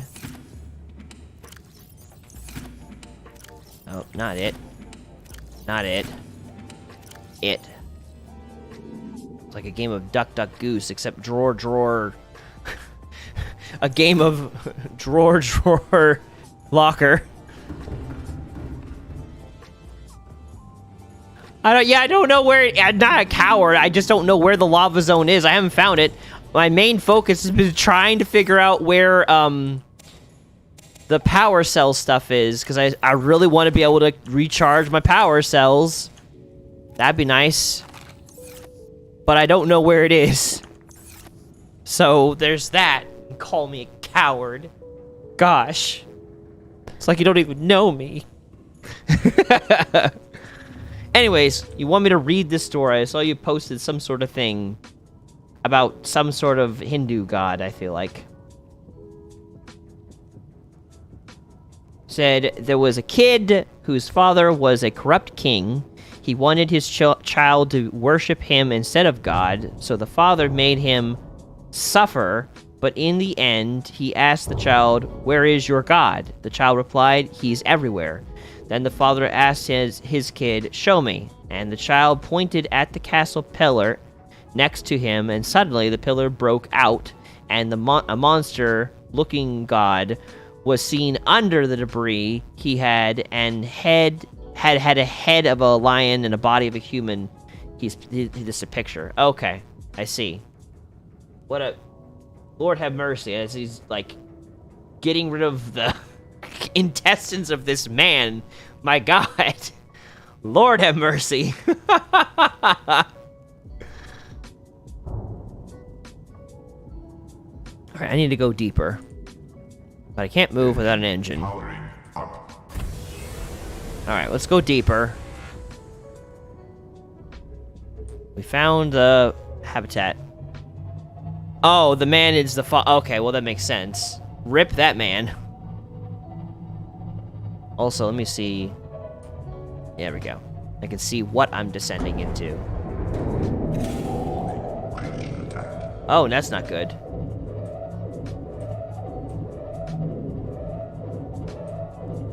Oh no, the creature's attack. Oh. So on one end, we have the spooky ghost forest place.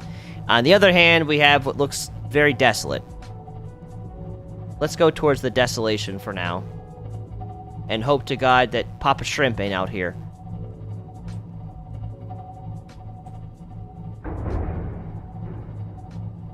Don't even know if or when I'm hitting something because I'm constantly hearing sounds. What is that?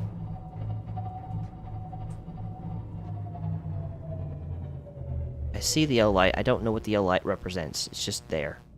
There's that thing. That looks like a bad time. Funny part is he asked God for immortality. What, the father did or the kid did? Who asked for the immortality? He made one simple flaw. That's the lava? So this is the lava zone.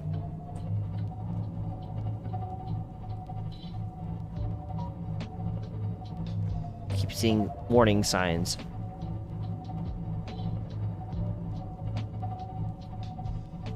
My camera, I can't see what's below me.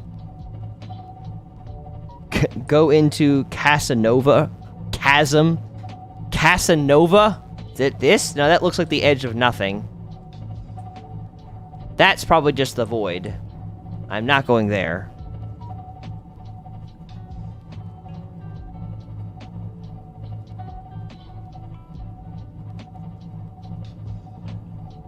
Yeah, I was gonna say, that's the void. I'm not going into the void.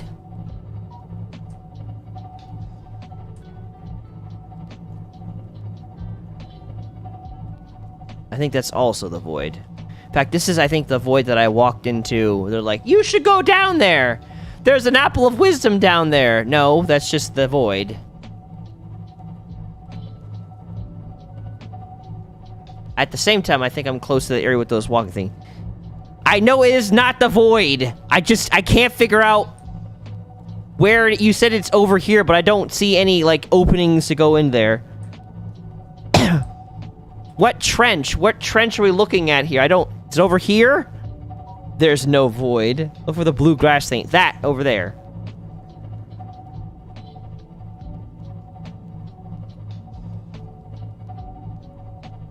Is it down here?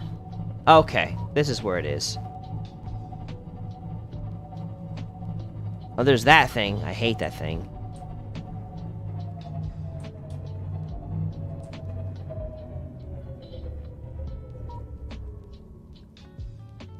Okay, so this is the area.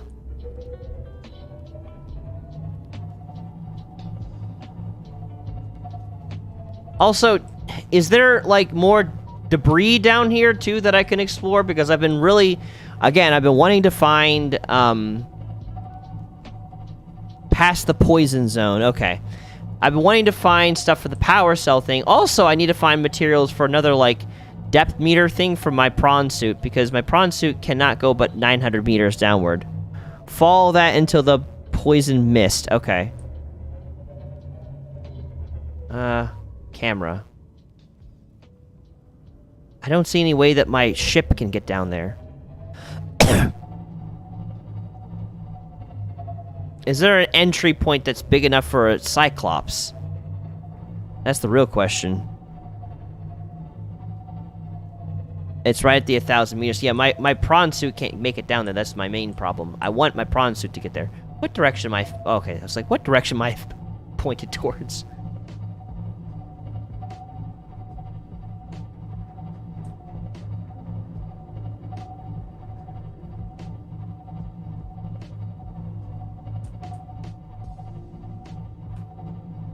Oh, I've hit something.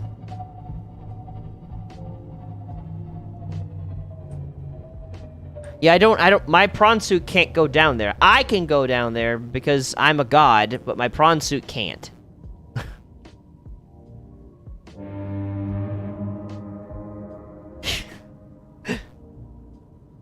So that's less than useful. Hold on. Let me turn this thing off, though. Engine powering I'm down. gonna have to drop down here. Let me just see what I can find. Dive! Dive! Dive! Whee!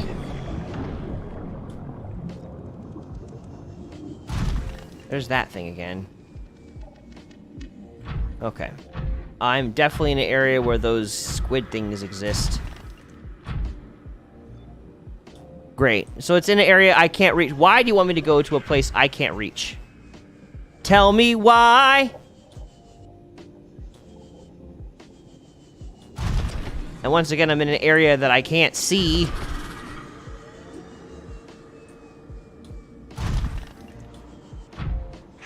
You need the thermal suit to go into the lava zone. If you are going to not use the prawn suit, I suggest using that suit. It's worth getting, though, I promise. Well, I believe you. But I still can't even find what I'm originally looking for, and that is my stuff for the, whatchamacallit face. So I'm trying to find blueprints, okay? I'm trying to find blueprints. Welcome back. I know that going this way is going to lead me back to the green goop zone with another remaining Leviathan. So there's that. Right, and I can't figure out what the last blueprint that I need is. Also, I need to figure out... what does it cost to make one more depth meter? Like, one more, like, thing to let me go deeper with my prawn suit. What materials do I need? Cyclops. Maybe this should be my real next find, is something to the depth meter for my Cyclops. Like, presently, what do I have on my Cyclops? Efficiency module, jumpsuit, prawn suit. Oh! I have given it nothing for going deeper. That would be smart. Okay. So here's the plan. I cannot continue until I get depth stuff for my prawn suit.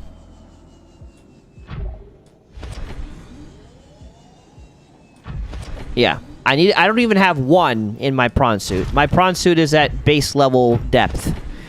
I need to get that first. So that way I can also go deeper and maybe find more materials necessary, or like more places necessary where I might find the new blueprint that I need. And then go from there. No, I don't want to be teleported. Leave me alone.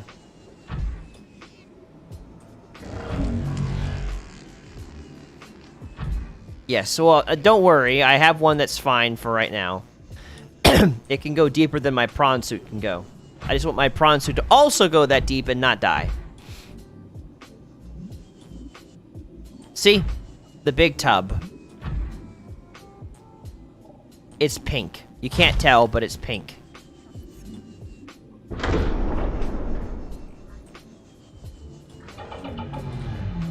I know that sound. Don't empt me. Oh, it empted me. Well, thank you. Thank you. I needed that in my life.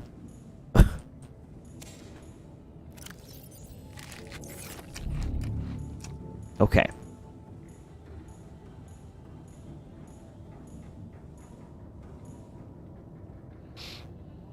All right. Powering up.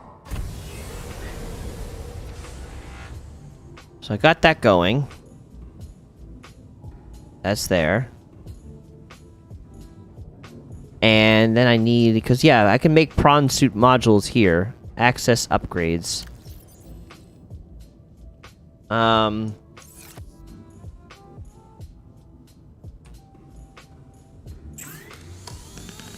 I can't access what I need in order to make, let's see. Can I craft... Wait, what was I just scanning? Oh, I was scanning myself, that's right. Which I'm still infected. Let's see. This was the only game I pulled 3 all-nighters in a row playing. Wow. Okay. Cyclops depth meter 2, no. I need a prawn suit depth meter 1. The 2 requires titanium, lithium, and kyanite. Where's kyanite? I imagine you would, yes.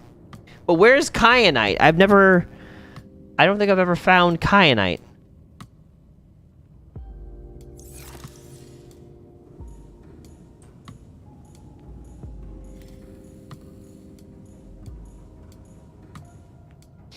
I found the rubies, and I found uranium, and I found the yellow stuff, the condensed sulfur. But I don't think I found kyanite. You need to get deeper for kyanite. I see what you did there. Also, I need to get daytime because I can't see squat. Kyanite is located in the poison mist. Okay, even more reason for me to get depth meter, the first one for my prawn suit, because I can go 900, but I can't go any further, so I can go into the blue mist, because I found blue mist, and I want to put a base down there. So, okay, I have objectives. That's what I need to do. So we do that. Let me get back to the base. Base is this way.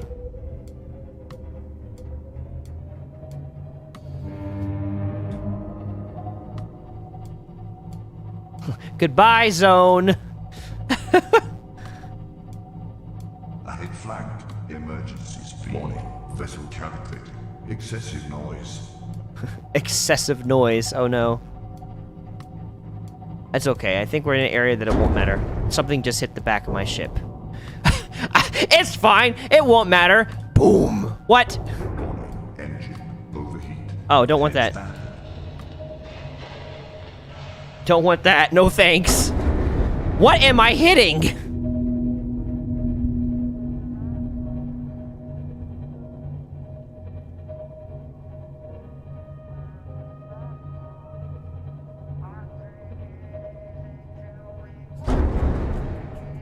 Sheesh. I feel like I'm gonna go up and I'm gonna ram into one of those things.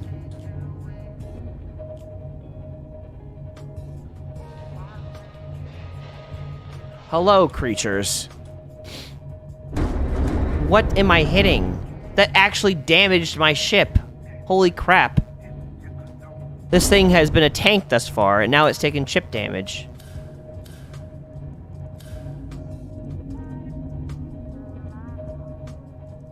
Alright.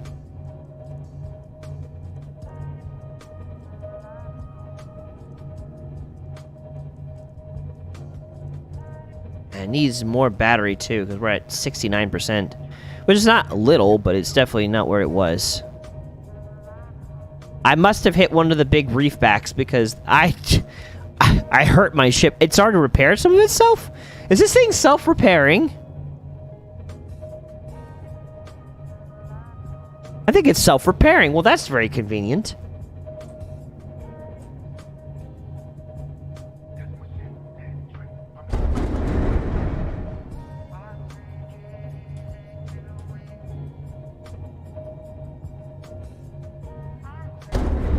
Gosh.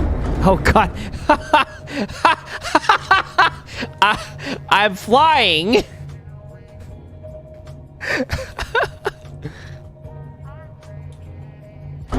It's not self-repairing. Ow. I've hit something. Whoops. How bad is it? Well, if it isn't self-repairing, I went from looking like I had chip damage to having no damage, so there is that.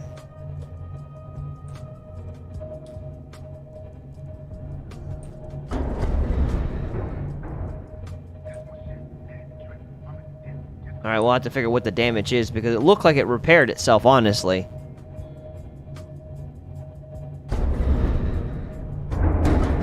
I am just hitting so many things. I would be a terrible driver. Beep, beep! Good luck, everybody else! Oh, that's hitting me. Get wrecked.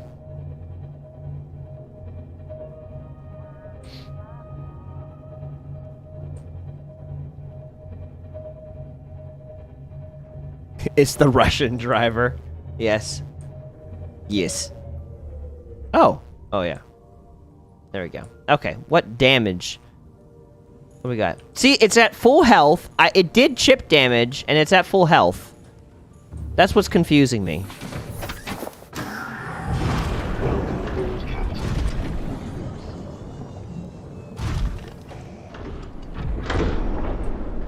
Wait a minute. I need to...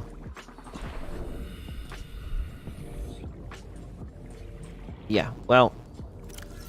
Here, I'll just go into... Stop! Get me into ship. You hit fish. I did indeed. Don't worry, I'm not controlling this with a remote control. I have a whole wheel. Ow. Get me up here. Thank you. Welcome aboard, Captain. Thank you. Yeah, that's what I'm wondering. Like, it should... You would think it wouldn't do that. Oh, I can color my prawn suit. Oh, hello. Wow. Look at these colors. I didn't think to do that. I can make this pink, just like the other one. A dusty pink. Beautiful. Beautiful. There we go. Wait. Absolutely gorgeous. Look at that. We're gonna call this one Humpty Dumpty. There we go. He had a great fall.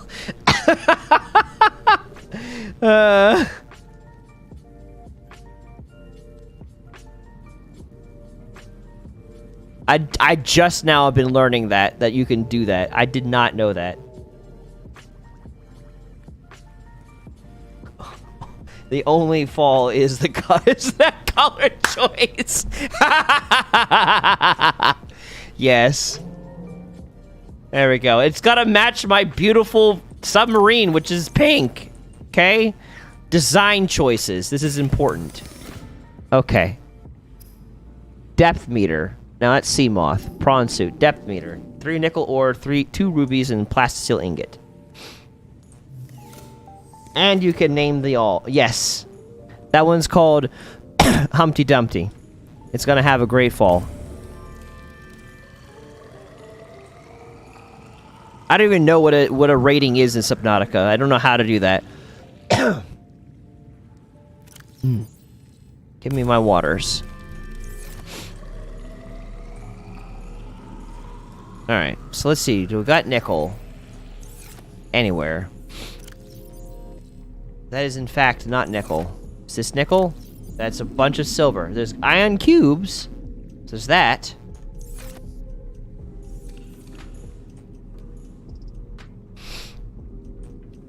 Hey, Jeremy. Sweet. That nickel? That's nickel. Okay. I need how much nickel?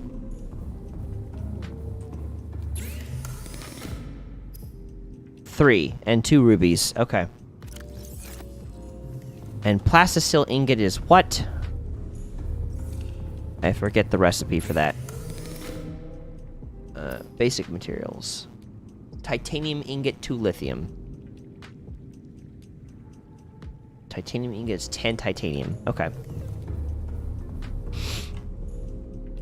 Kinda ready to quit, though, to be honest. It was a bit annoying. Oh, rip. How are you doing otherwise, Jeremy? Whoops. You miss everything, don't worry.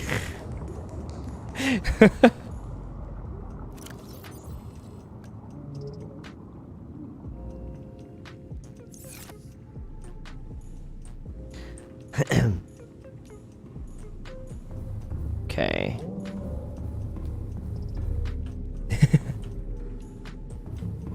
over here? My ingot? I need 2 more. Okay. Nope. Where did I put it? Nope. I know I have a chest with some, at least. 1 quintillion cookies, my dear God. That's a lot of cookies.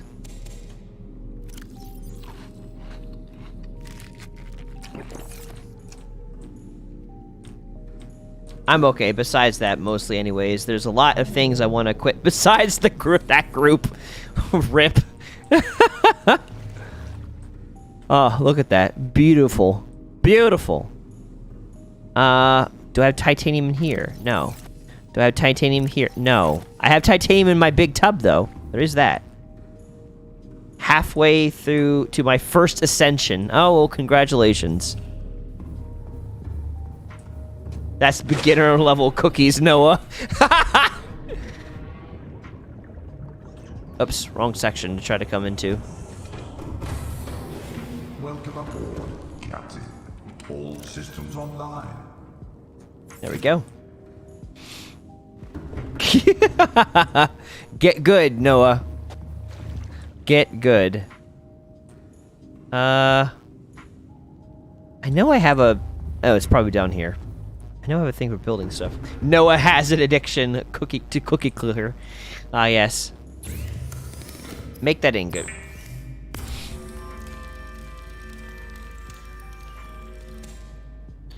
Okay, and then we need 2 lithium. Do I have it? No. No. But I do have those. I think I need these. Let me take these ones out, because I'm pretty sure I need those. No.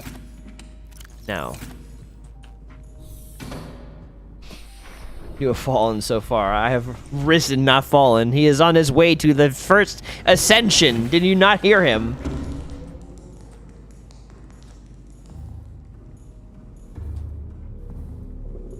Lithium. Not lithium. Not lithium. Not lithium. Frick. I don't know if I have lithium. Crap! No, I have to have lithium.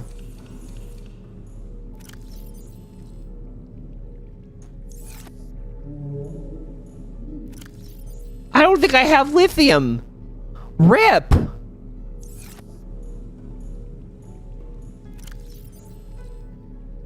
Oh, that bothers me. I think everything else under the sun, but I don't have lithium.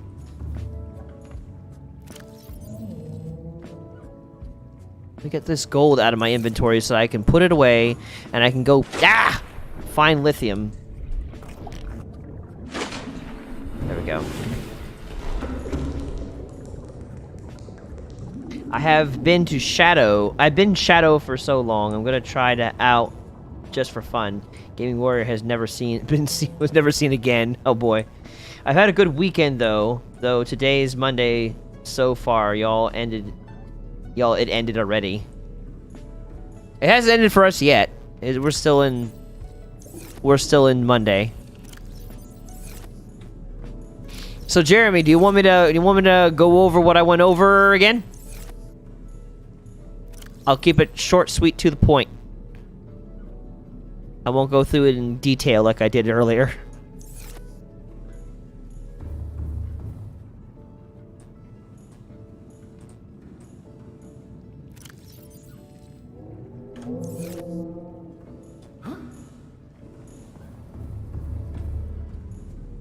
There it is. There we go. Okay.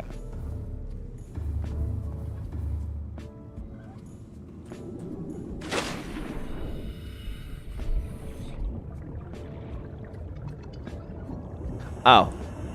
Okay.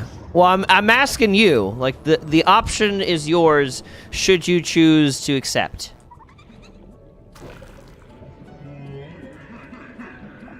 I might get cookie clear too, honestly. Jeez. It will claim yet another soul. Not lithium. Not lithium. Not lithium. Wait. Lead. Not lithium. Not lithium. Definitely not lithium. Rip lithium.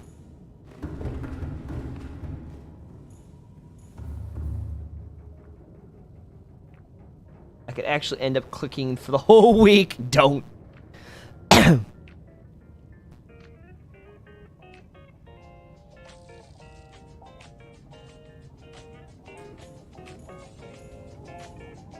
So what do you want to do, Jeremy, while you're here?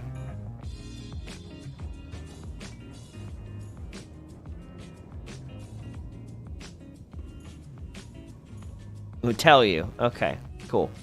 Sweet. As I go try to find lithium, but I need to replace these power cells first because they're crap.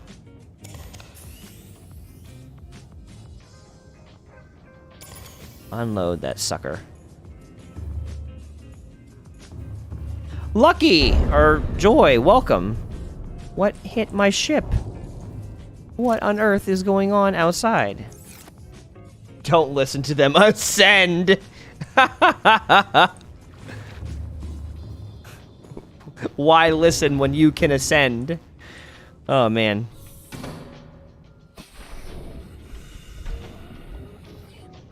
There we go. Welcome aboard, Captain. We replace this power cell with a dead one. Wait.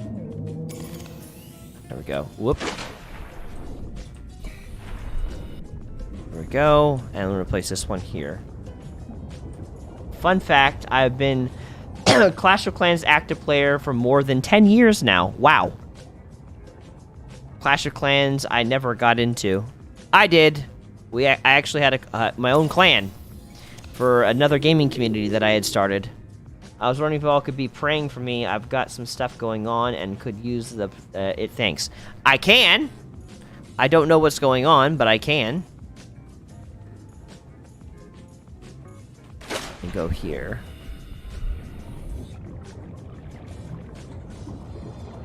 Oh, I always forget I'm not in my prawn suit. You are the best captain on the planet. I avoided the game for years, and it was just pay for win once I did play. It got to a place where it became hard to without doing that, yes. Or pay to not grind, effectively.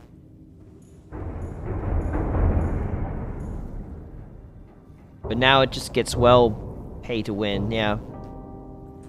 Yep.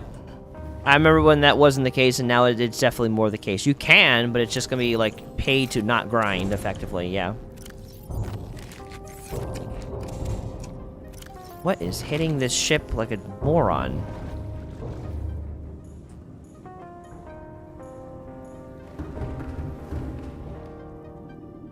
Yeah. Exactly what was being asked. Anything that you'd want to share, Joy.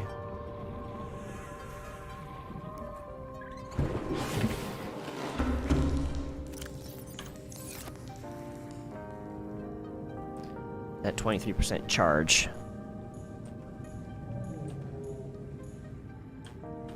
This is my workaround way for charging things by charging them through the prawn suit first.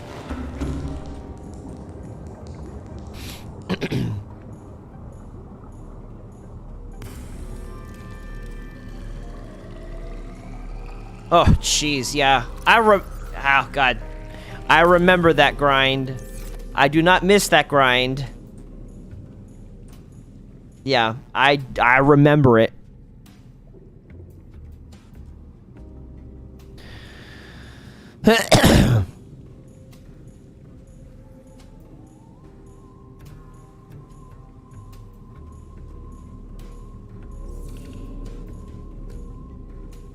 Well, without knowing specifically what it is, we'll take a second to just kind of also, I suppose, if the Holy Spirit reveals anything, pray that, or if not, just generically pray. So, let's see.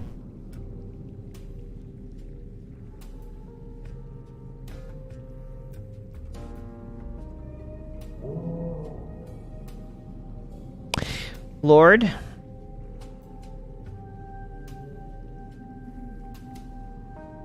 Give Joy peace. And help her to rest.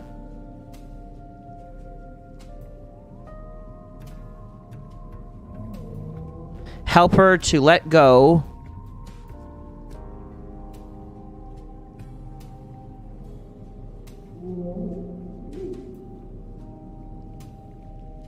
And not hold on to things.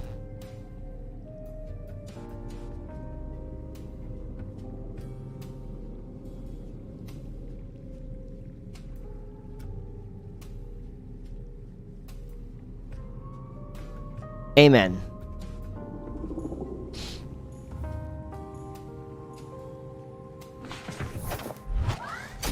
Welcome aboard, Captain. Alright, let's get this guy back up in here.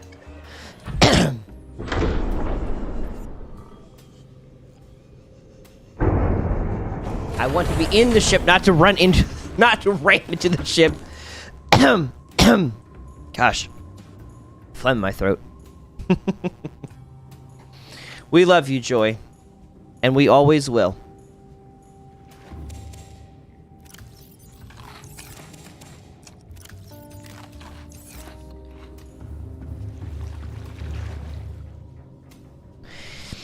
And you want us to specifically pray for you too as well, John?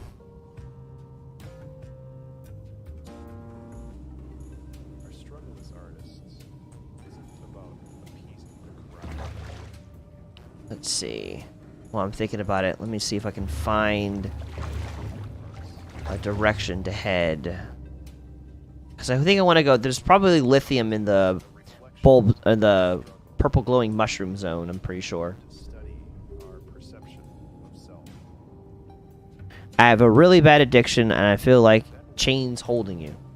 Necessarily a thing you achieve. Rather, it is a state of mind you constantly strive for. This all comes from an understanding that ideas aren't static, but fluid, like water. Being like water. Let's see. They're still floating around absolutely nothing. I need to remember where the bulb zone is.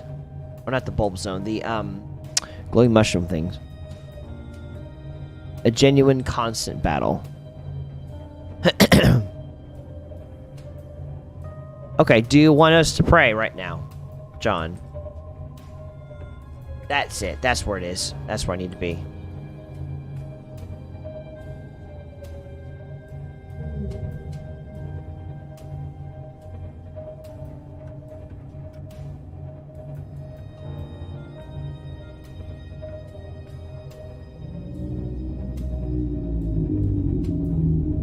There we go. Right here. Engine powering down. I don't remember what power level I had this thing at. 59% health. Oh, 100%. Okay, I see. Okay. Whee! That's a full ride drop right down to the bottom. Perfect. Oh, God! Ah! I'm gonna drop right into the pit of hell. Oh, God. I didn't expect there to be a full drop right into that. Okay, well, now that my moment of death is not at hand any longer, let me get to a safe place so I can pray. Because this place is not as safe. It's somewhat safe, but just not as safe. Also, are these purple things pickupable?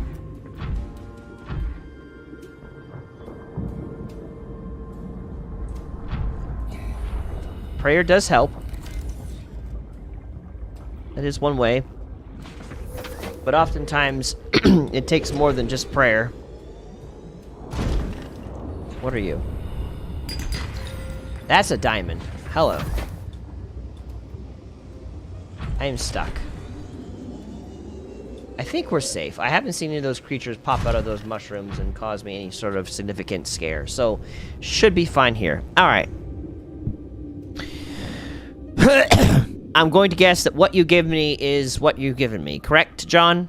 In terms of what you're wanting to share?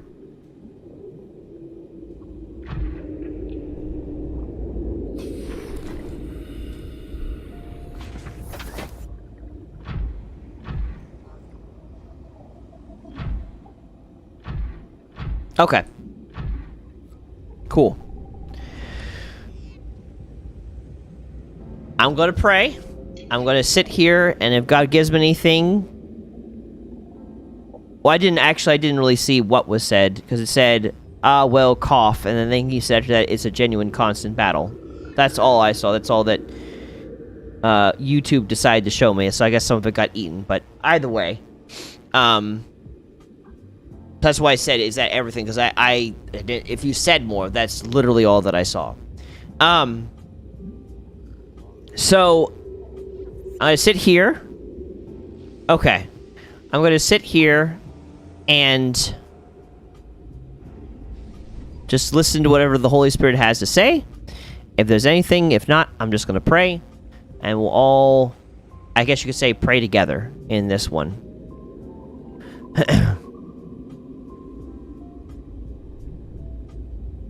Yeah, I'm sure. Well, yes. Porn or anything related to it would be inappropriate, yes. Okay. Oh, I know. I know. It's something that I struggle with on and off as well, so this prayer is for me as much as it is for you.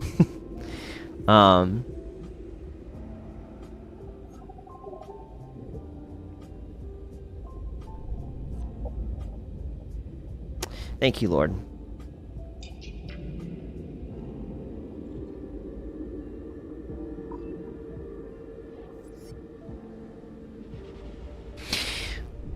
Father, I just thank you for John.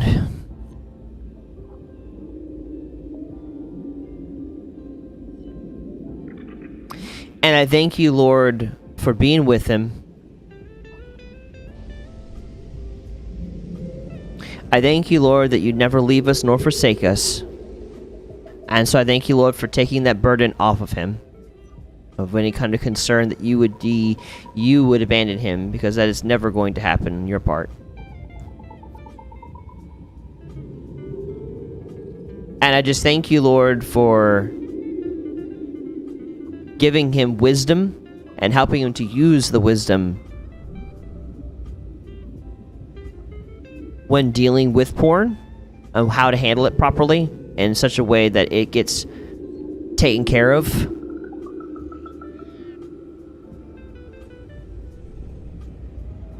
Thank you, Lord, for giving him peace as well, the peace that passes understanding, and helping him not to be led by anxiety or fear. And thank you, Lord, for highlighting to him all the areas that fear controls his life. That he'd be able to walk away and be anxious for nothing and fear not. And in doing so, thank you, Lord, for also removing the vice grip of addiction off of him.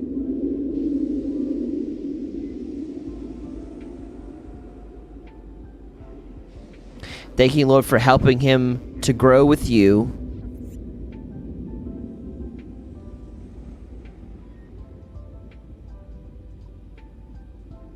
And for filling him with your perfect love. Casting out, again, all fear. Help John to be bold.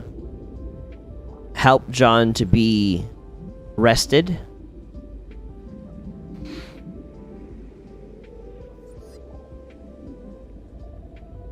And take good care of him, Lord, in your precious name, amen.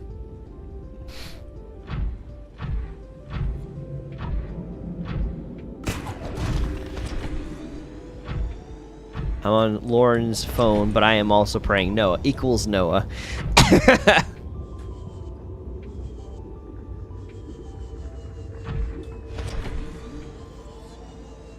Yeah, it is tough.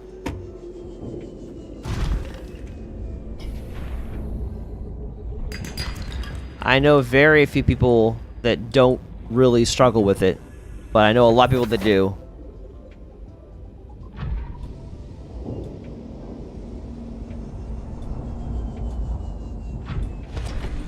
It's something I've thought about talking again at some point, because it's been a while since the last time I've talked about porn, and I've learned new things from then to now.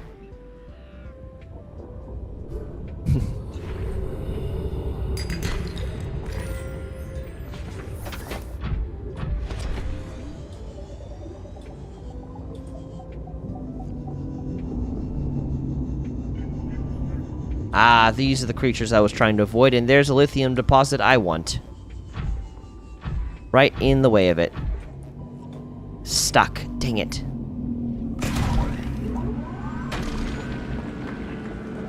Come to me, lithium. I need all of you.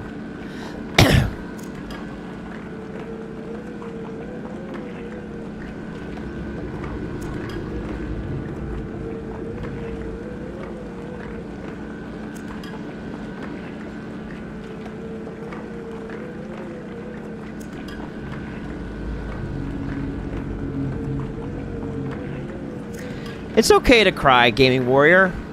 Don't put shame on crying.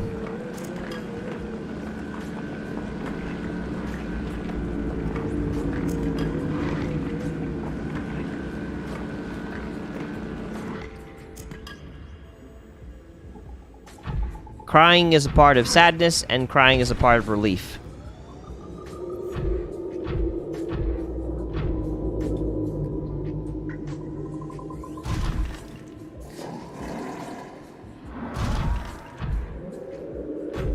Ah, there's that base again. I wonder if there's anything that I've missed. Yeah.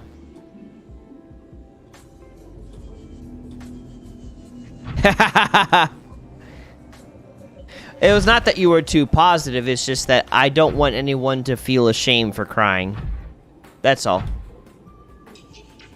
Because there's a lot of people that do feel ashamed for crying, and I don't want that here in thoughtraid.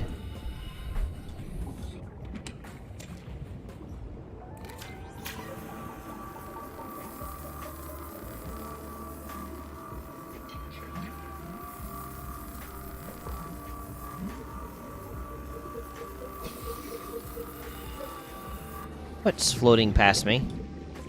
Oh, you. Okay. You little monster.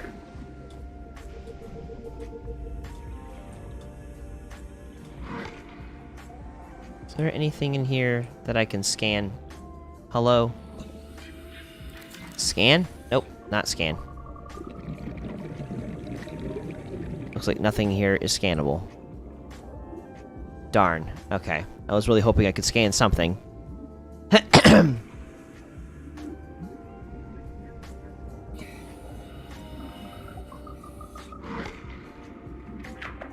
I'm serious, Sean. I've been through it.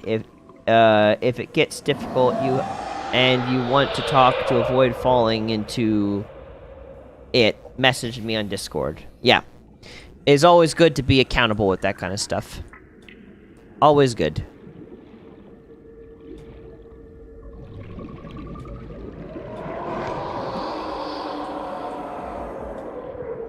Welcome aboard, Captain.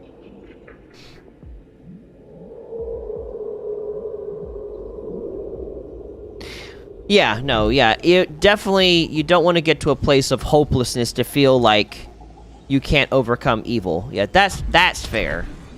Hopelessness is not of God. There is always hope with God. If you're feeling hopeless, that is not from God. That is from the enemy.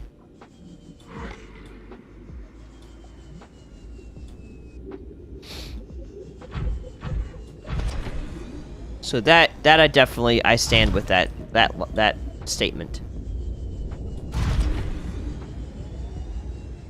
Ooh, there's something over here. Is there anything that I have not scanned? I'm pretty sure I probably have.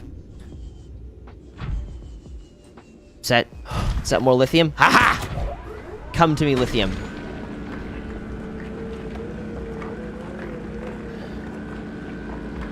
So, Jeremy, do you want me to go real quick over the stuff that I went through in the beginning, as a good recap?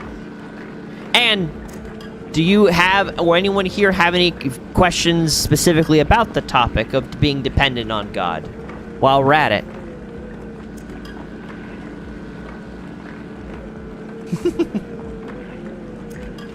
Sweet.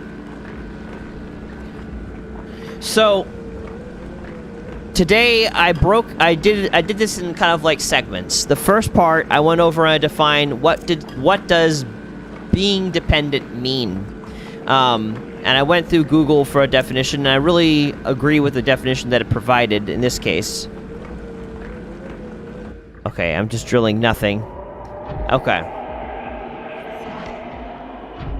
Don't eat me, please.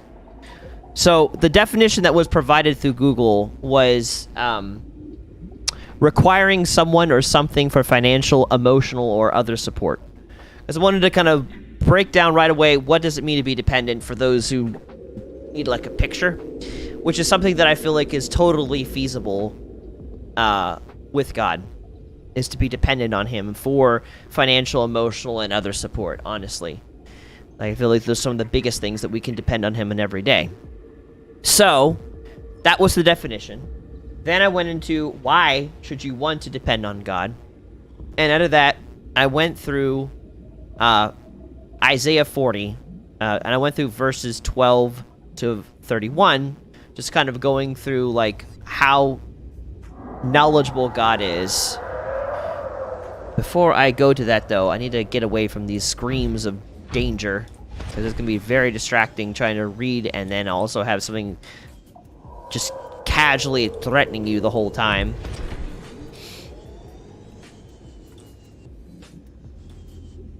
Okay, let me get over here. I am stuck on Band-Aid brain because Band-Aids stick on me. Also, I am without thrust. I got a question, though. Is it possible that there might be another definition other than this one? Of dependent? Probably, yeah. That's just one that I found, and it worked really good with what I was looking for, too. But there are definitely probably other definitions of being dependent. What definitions can you think of yourself, out of curiosity?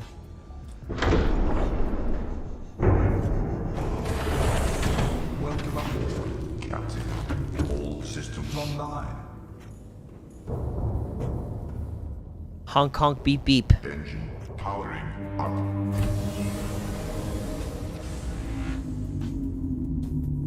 Alright, back to my original base, so I can now make this depth meter.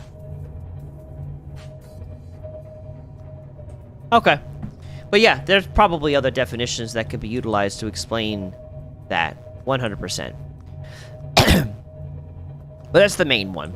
And I kind of likened it to being a child or a baby. We're all that compared to God because, like, really, how can you compare your level of knowledge with an infinite God? I'd speak about it through voice chat to make it easier, but what brought it up was Hannah and I are struggling with not trying to make things happen in our lives, especially with jobs and money. And is this like something that God has specifically called you to? Like, has God specifically called you to kind of like wait on him on for something?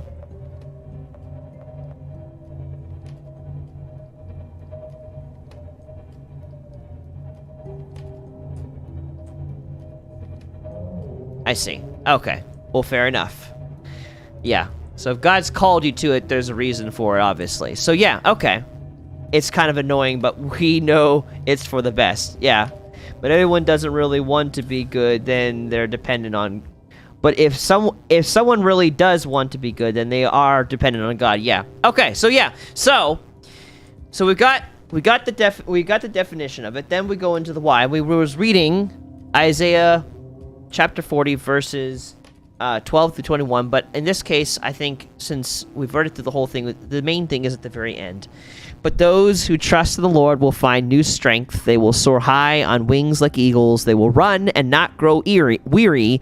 They will walk and not faint. So, when you're trying to trust in the Lord and depend on him, why is because... What is happening to my poor ship? Jeez. The reason why is because those that trust in the Lord find new strength. If you try to do things on your own without his provision, you will wear yourself out. It won't be a fun time. You will go apart from his provision, and you'll just wear yourself out. Let me go to my ship, my base, so I no longer have to hear whatever that was. Anyways, so there's that. And then I was explaining, like, all the ways that God had helped me. God had helped me financially through the times of when I had just started thoughtraid. And he was like, Brandon, you don't have a job, but I also don't want you looking for a job. I just want you working on thoughtraid right now, and I don't want you applying for unemployment. And I went to the point where I nearly had any money left in my bank account, but God provided. And he took care of me then. And he's provided for me many times. Because I really do feel like, it's not because I tithe, but I do feel like the willingness to give money away, God is able to give money back. Especially when I'm not expecting it. And so, yeah, like, I went through, God told me not to look for a job and not to file for unemployment in February of 2021, and he did not give me permission to look for another job until June of 2021. So I went almost to the point of bankruptcy, bankruptcy, without having any money. I had moved back into my parents' house, in June, and then I think what happened was God wanted to see how long was I willing to trust him in this space of not having anything. And there was a limit. Once I moved back in with my parents, I was like, God, I'm sorry, I don't know how to, like, not have a job and live with my parents and have to live up to that and be like, hey, God told me not to get money, but I have nothing to show for it, kind of thing. And then God was like, all right. And then he allowed me to get a job after that point, of which I quickly found a job at New Balance.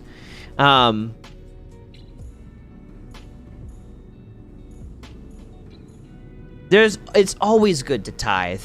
Like, you're never going to miss the 10% of the money, the income that you have. Never. You cannot outgive God, and the way that you build trust with him financially is by being willing to give away money on a consistent basis. It's good for you. It is trust building with him when you give.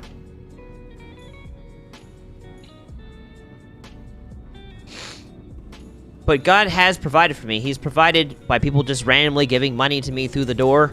Like, I remember one day I was playing Animal Crossing, and someone comes to my door, they ring my doorbell, and I watch as suddenly, I don't even know if they ring the doorbell. I think they just come up to my door, and they just, like, slide a gift card for, like, $50 through my door, and then run away, apparently, because when I realized that this was happening and I opened up the door to see who did it, I couldn't find anyone near my door. No cars that I recognized, nothing. Someone just gave me $50 in a gift card and just ran.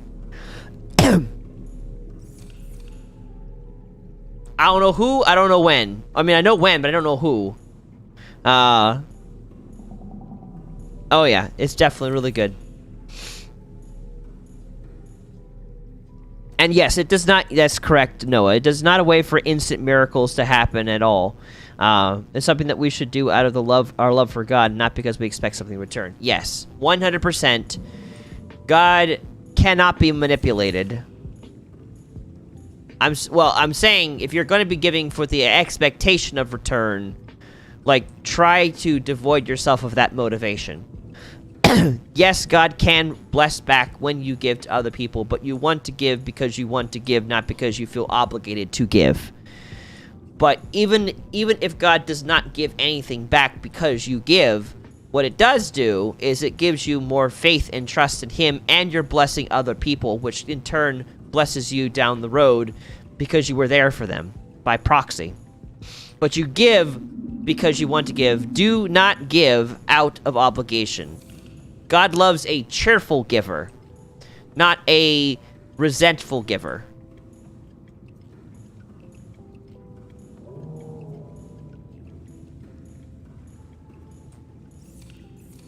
It doesn't matter, like, you just give. Like, don't overthink it. Like, what if it's an angel, whatever. It's like, it could be, it doesn't matter.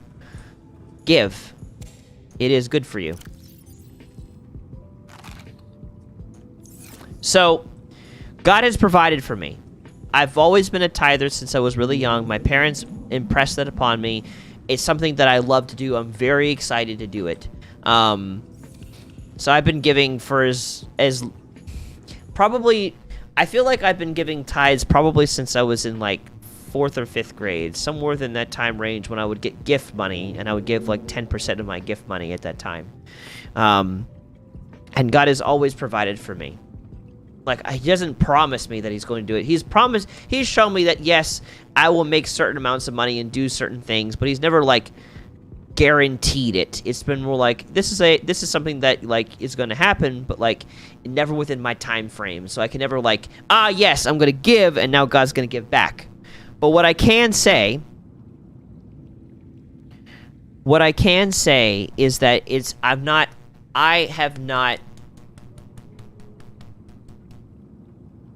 I'm not worse for wear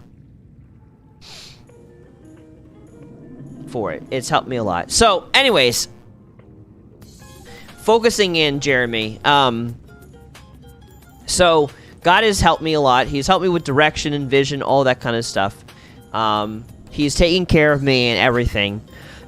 So that's all explaining the why you should give, because I really feel like why you should depend on God, because I really feel like you can't go wrong when you depend on God. Like, you can get into rough situations. God's not going to protect you from rough situations. He's not going to prevent you from going through hardships. But he gives you strength within the hardships when they happen. And it goes a lot better. Like, the tension doesn't last as long when you do things with God. Or the resolution on the other end of it is worth it. So, what does it take to depend on God? So this is what I've learned over the years of what it takes to depend on God. First bit, you have to throw away pride if you're going to be dependent on God. If you are prideful, you will not depend on God. It's just not going to happen. Because you'll think you'll know more. You'll think that you have something that you can provide to God. God does not need you. And he does not need your wisdom or understanding. You have nothing you can give to God. It better be haha with how this crap feels. I need some good news at the end. Jeez.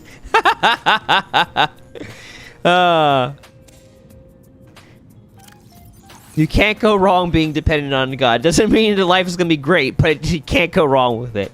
Like, it doesn't mean like life is going to be like smooth sailing all the time. So, throw out pride. Step 1. Humility is really important. Not to say you're not proud of your achievements. Not to say that you can't, be proud of what you've done. But if you get to a mental space where you think you know more than God or more than a large portion of the people around you, you're not listening to other people, because God speaks through people. Pride comes before a fall. You're not going to become dependent on God. So yeah, that's really important. Humility is key to depending on God. Second, you have to be willing to take risks. You're not going to learn to be dependent on God if you live a safe life. It's just not going to happen. And God is not going to call you all the time to safe places or safe things or safe occasions. Risk-taking is a vital part of learning to be dependent on God, because when you take risks, it puts you in situations where you could fail. Because there's no guarantee for life to be free of suffering. It's just not going to happen. But a better life is on the other end of taking risks. Taking risks shows you just how small you are. It's a good way of destroying pride. And so you have to be willing to go out there, do the things that make you scared, if you're looking to be dependent on God. Because if you're constantly safe, why depend on God? Your life is safe. There's nothing you have to worry about. No, you have to take risks to be dependent on God. Third, you need to be known by people you trust if you're going to be dependent on God. Why is that important? That's important because people are really good at pointing out your flaws. And that's another way of destroying pride. If you don't allow people close to you and no one can see your flaws, you're not going to be able to have a good defense against pride in your heart. You have to allow people to see your ugly sides. in order for you to do that. And the Bible talks about confess your faults one to another that you may be saved. The effectual fervent prayer of a righteous man availeth much. People have to know your shortcomings so they can point out your shortcomings if you're going to become dependent on God. Because otherwise, how are you going to know that you need to be dependent on God? You think it's really easy to think you've got all that in a bag of chips until someone looks at you and thinks, wow, you're really broken. It sucks. A lot of depending on God comes at the expense of our pride and comes on the other end of humility. So, throw away pride, take risks, be known by people. Letting people in at risk is that risk-taking area I struggle in, yes. But that's very important because when you got people close to you, they're going to see your weaknesses, and that's a good thing. Especially if they're trustworthy people. So, let people know you. Next, you need to regularly talk to God and or pray. In fact, lastly, it's this last note that I wrote down. Talking with God is really important because how are you going to rely on someone you don't know? You're not. You're not going to rely on someone you don't know. It's just not going to happen. So how are you going to know God unless you talk to him and pray to him? You have to build repertoire, relationship with him, get to know him, stop, listen after you ask a question, see what bubbles up on the inside of you. Because that's how you're going to know that God's there and that he cares and that he can be depended on. Is by actively taking some portion of your time apart to be with God and to talk to him. So, and in that, a sub-point of that is, as you're talking to God, you need to be honest. Because God already knows what you think, why you're doing what you're doing. He knows everything about it, so there's no point in hiding. Adam and Eve got that wrong. They hid because they thought that by being honest with their situation that God would reject them and hurt them. But that was not the case. It was their dishonesty that caused the problem, and that had to be dealt with. Be honest with God. God already knows what you're thinking. He already knows all of it. It's okay to be honest with God. So those are the main points that I brought up when it comes to working things out with God, like being dependent on him. And that is what I have learned over the course of my life, and what has served me well. Let me get this lithium out of this trunk. Come here, lithium.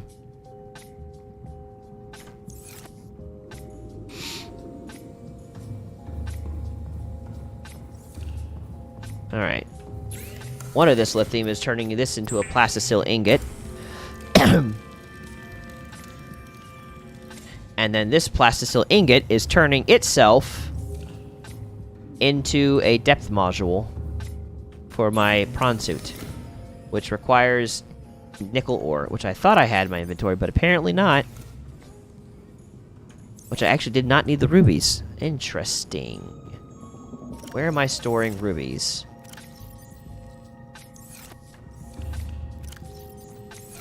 Oh, ruby! There you are.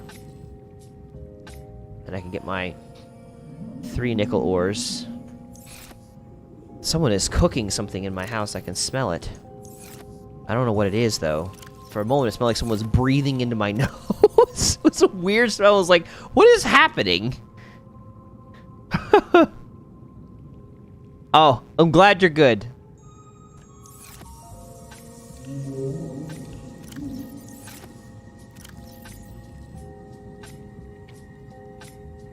Okay.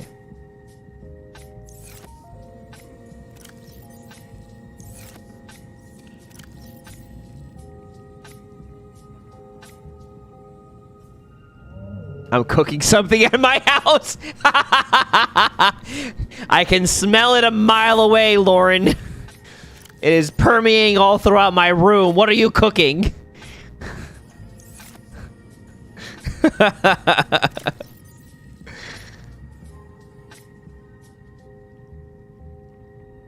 Bacon. Ooh. Well, that's nice. I want some bacon. I wonder whoever is cooking what they're cooking though. It smells interesting at the very least.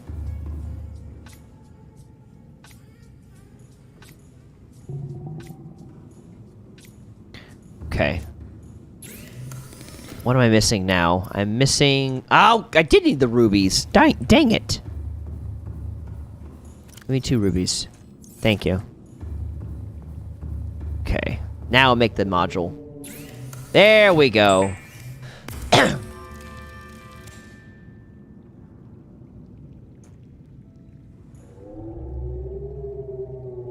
Oh, good. I am glad that that's good.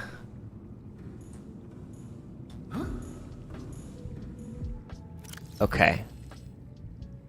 That's important. That's important. I don't need double storage of that, I suppose. Then go here.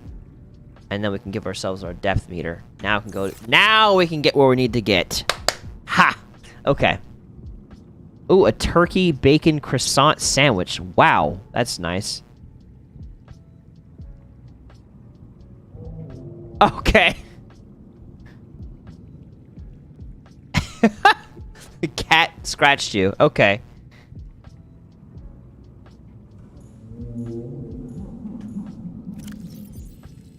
Yeah.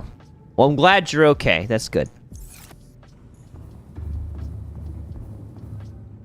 And I should probably store that bit in another place. Okay. Dive. Welcome aboard, Captain. Yes, they can. So, I just sank right to the bottom. Okay, cool. Oh, because I have no jumping ability, apparently. Wait, do I still have that module, though? Please tell me I didn't uninstall my jump module. I did not. Okay, cool.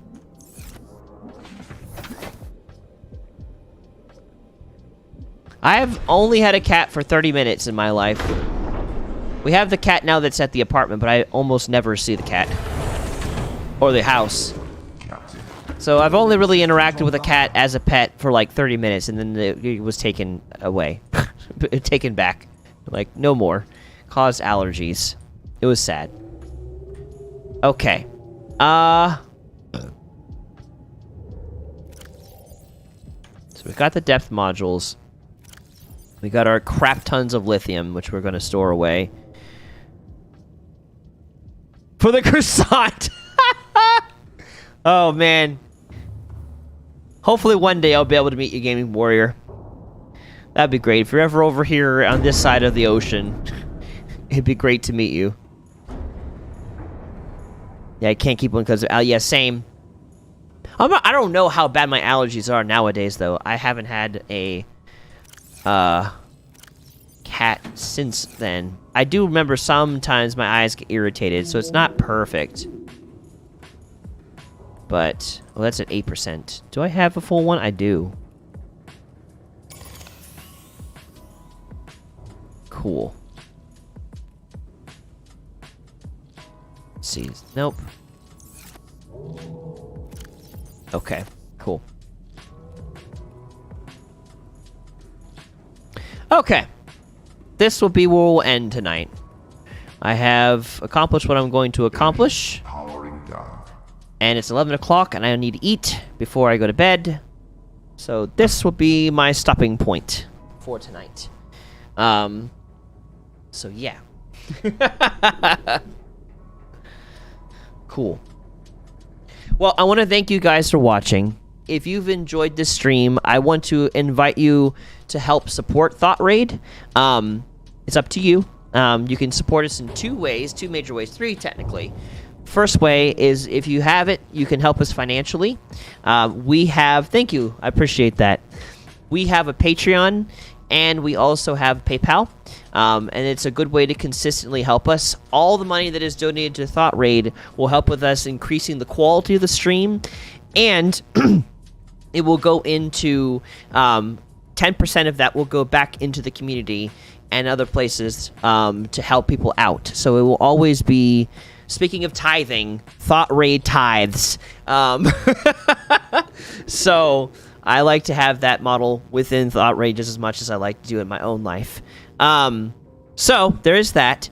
On top of that, those who donate and support us on Patreon, there are special tiers with that, and we do actually have shirts eventually we're going to be having, we're giving out to those who support us on Patreon. I'm in the process of working with an artist who can help us create some shirts, and when that happens, you will be receiving a shirt at certain tiers within the Patreon. So just to throw that out there, there is merchandise and other things to be had.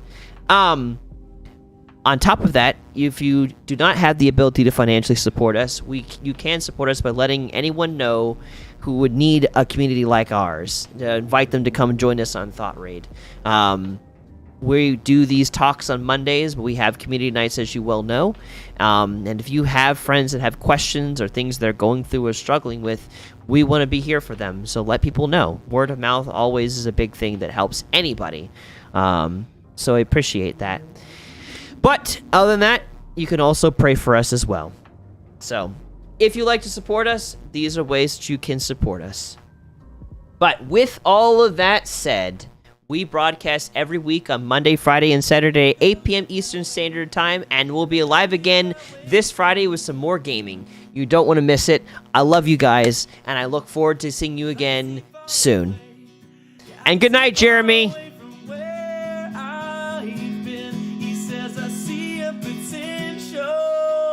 And good morning, Gaming Warrior.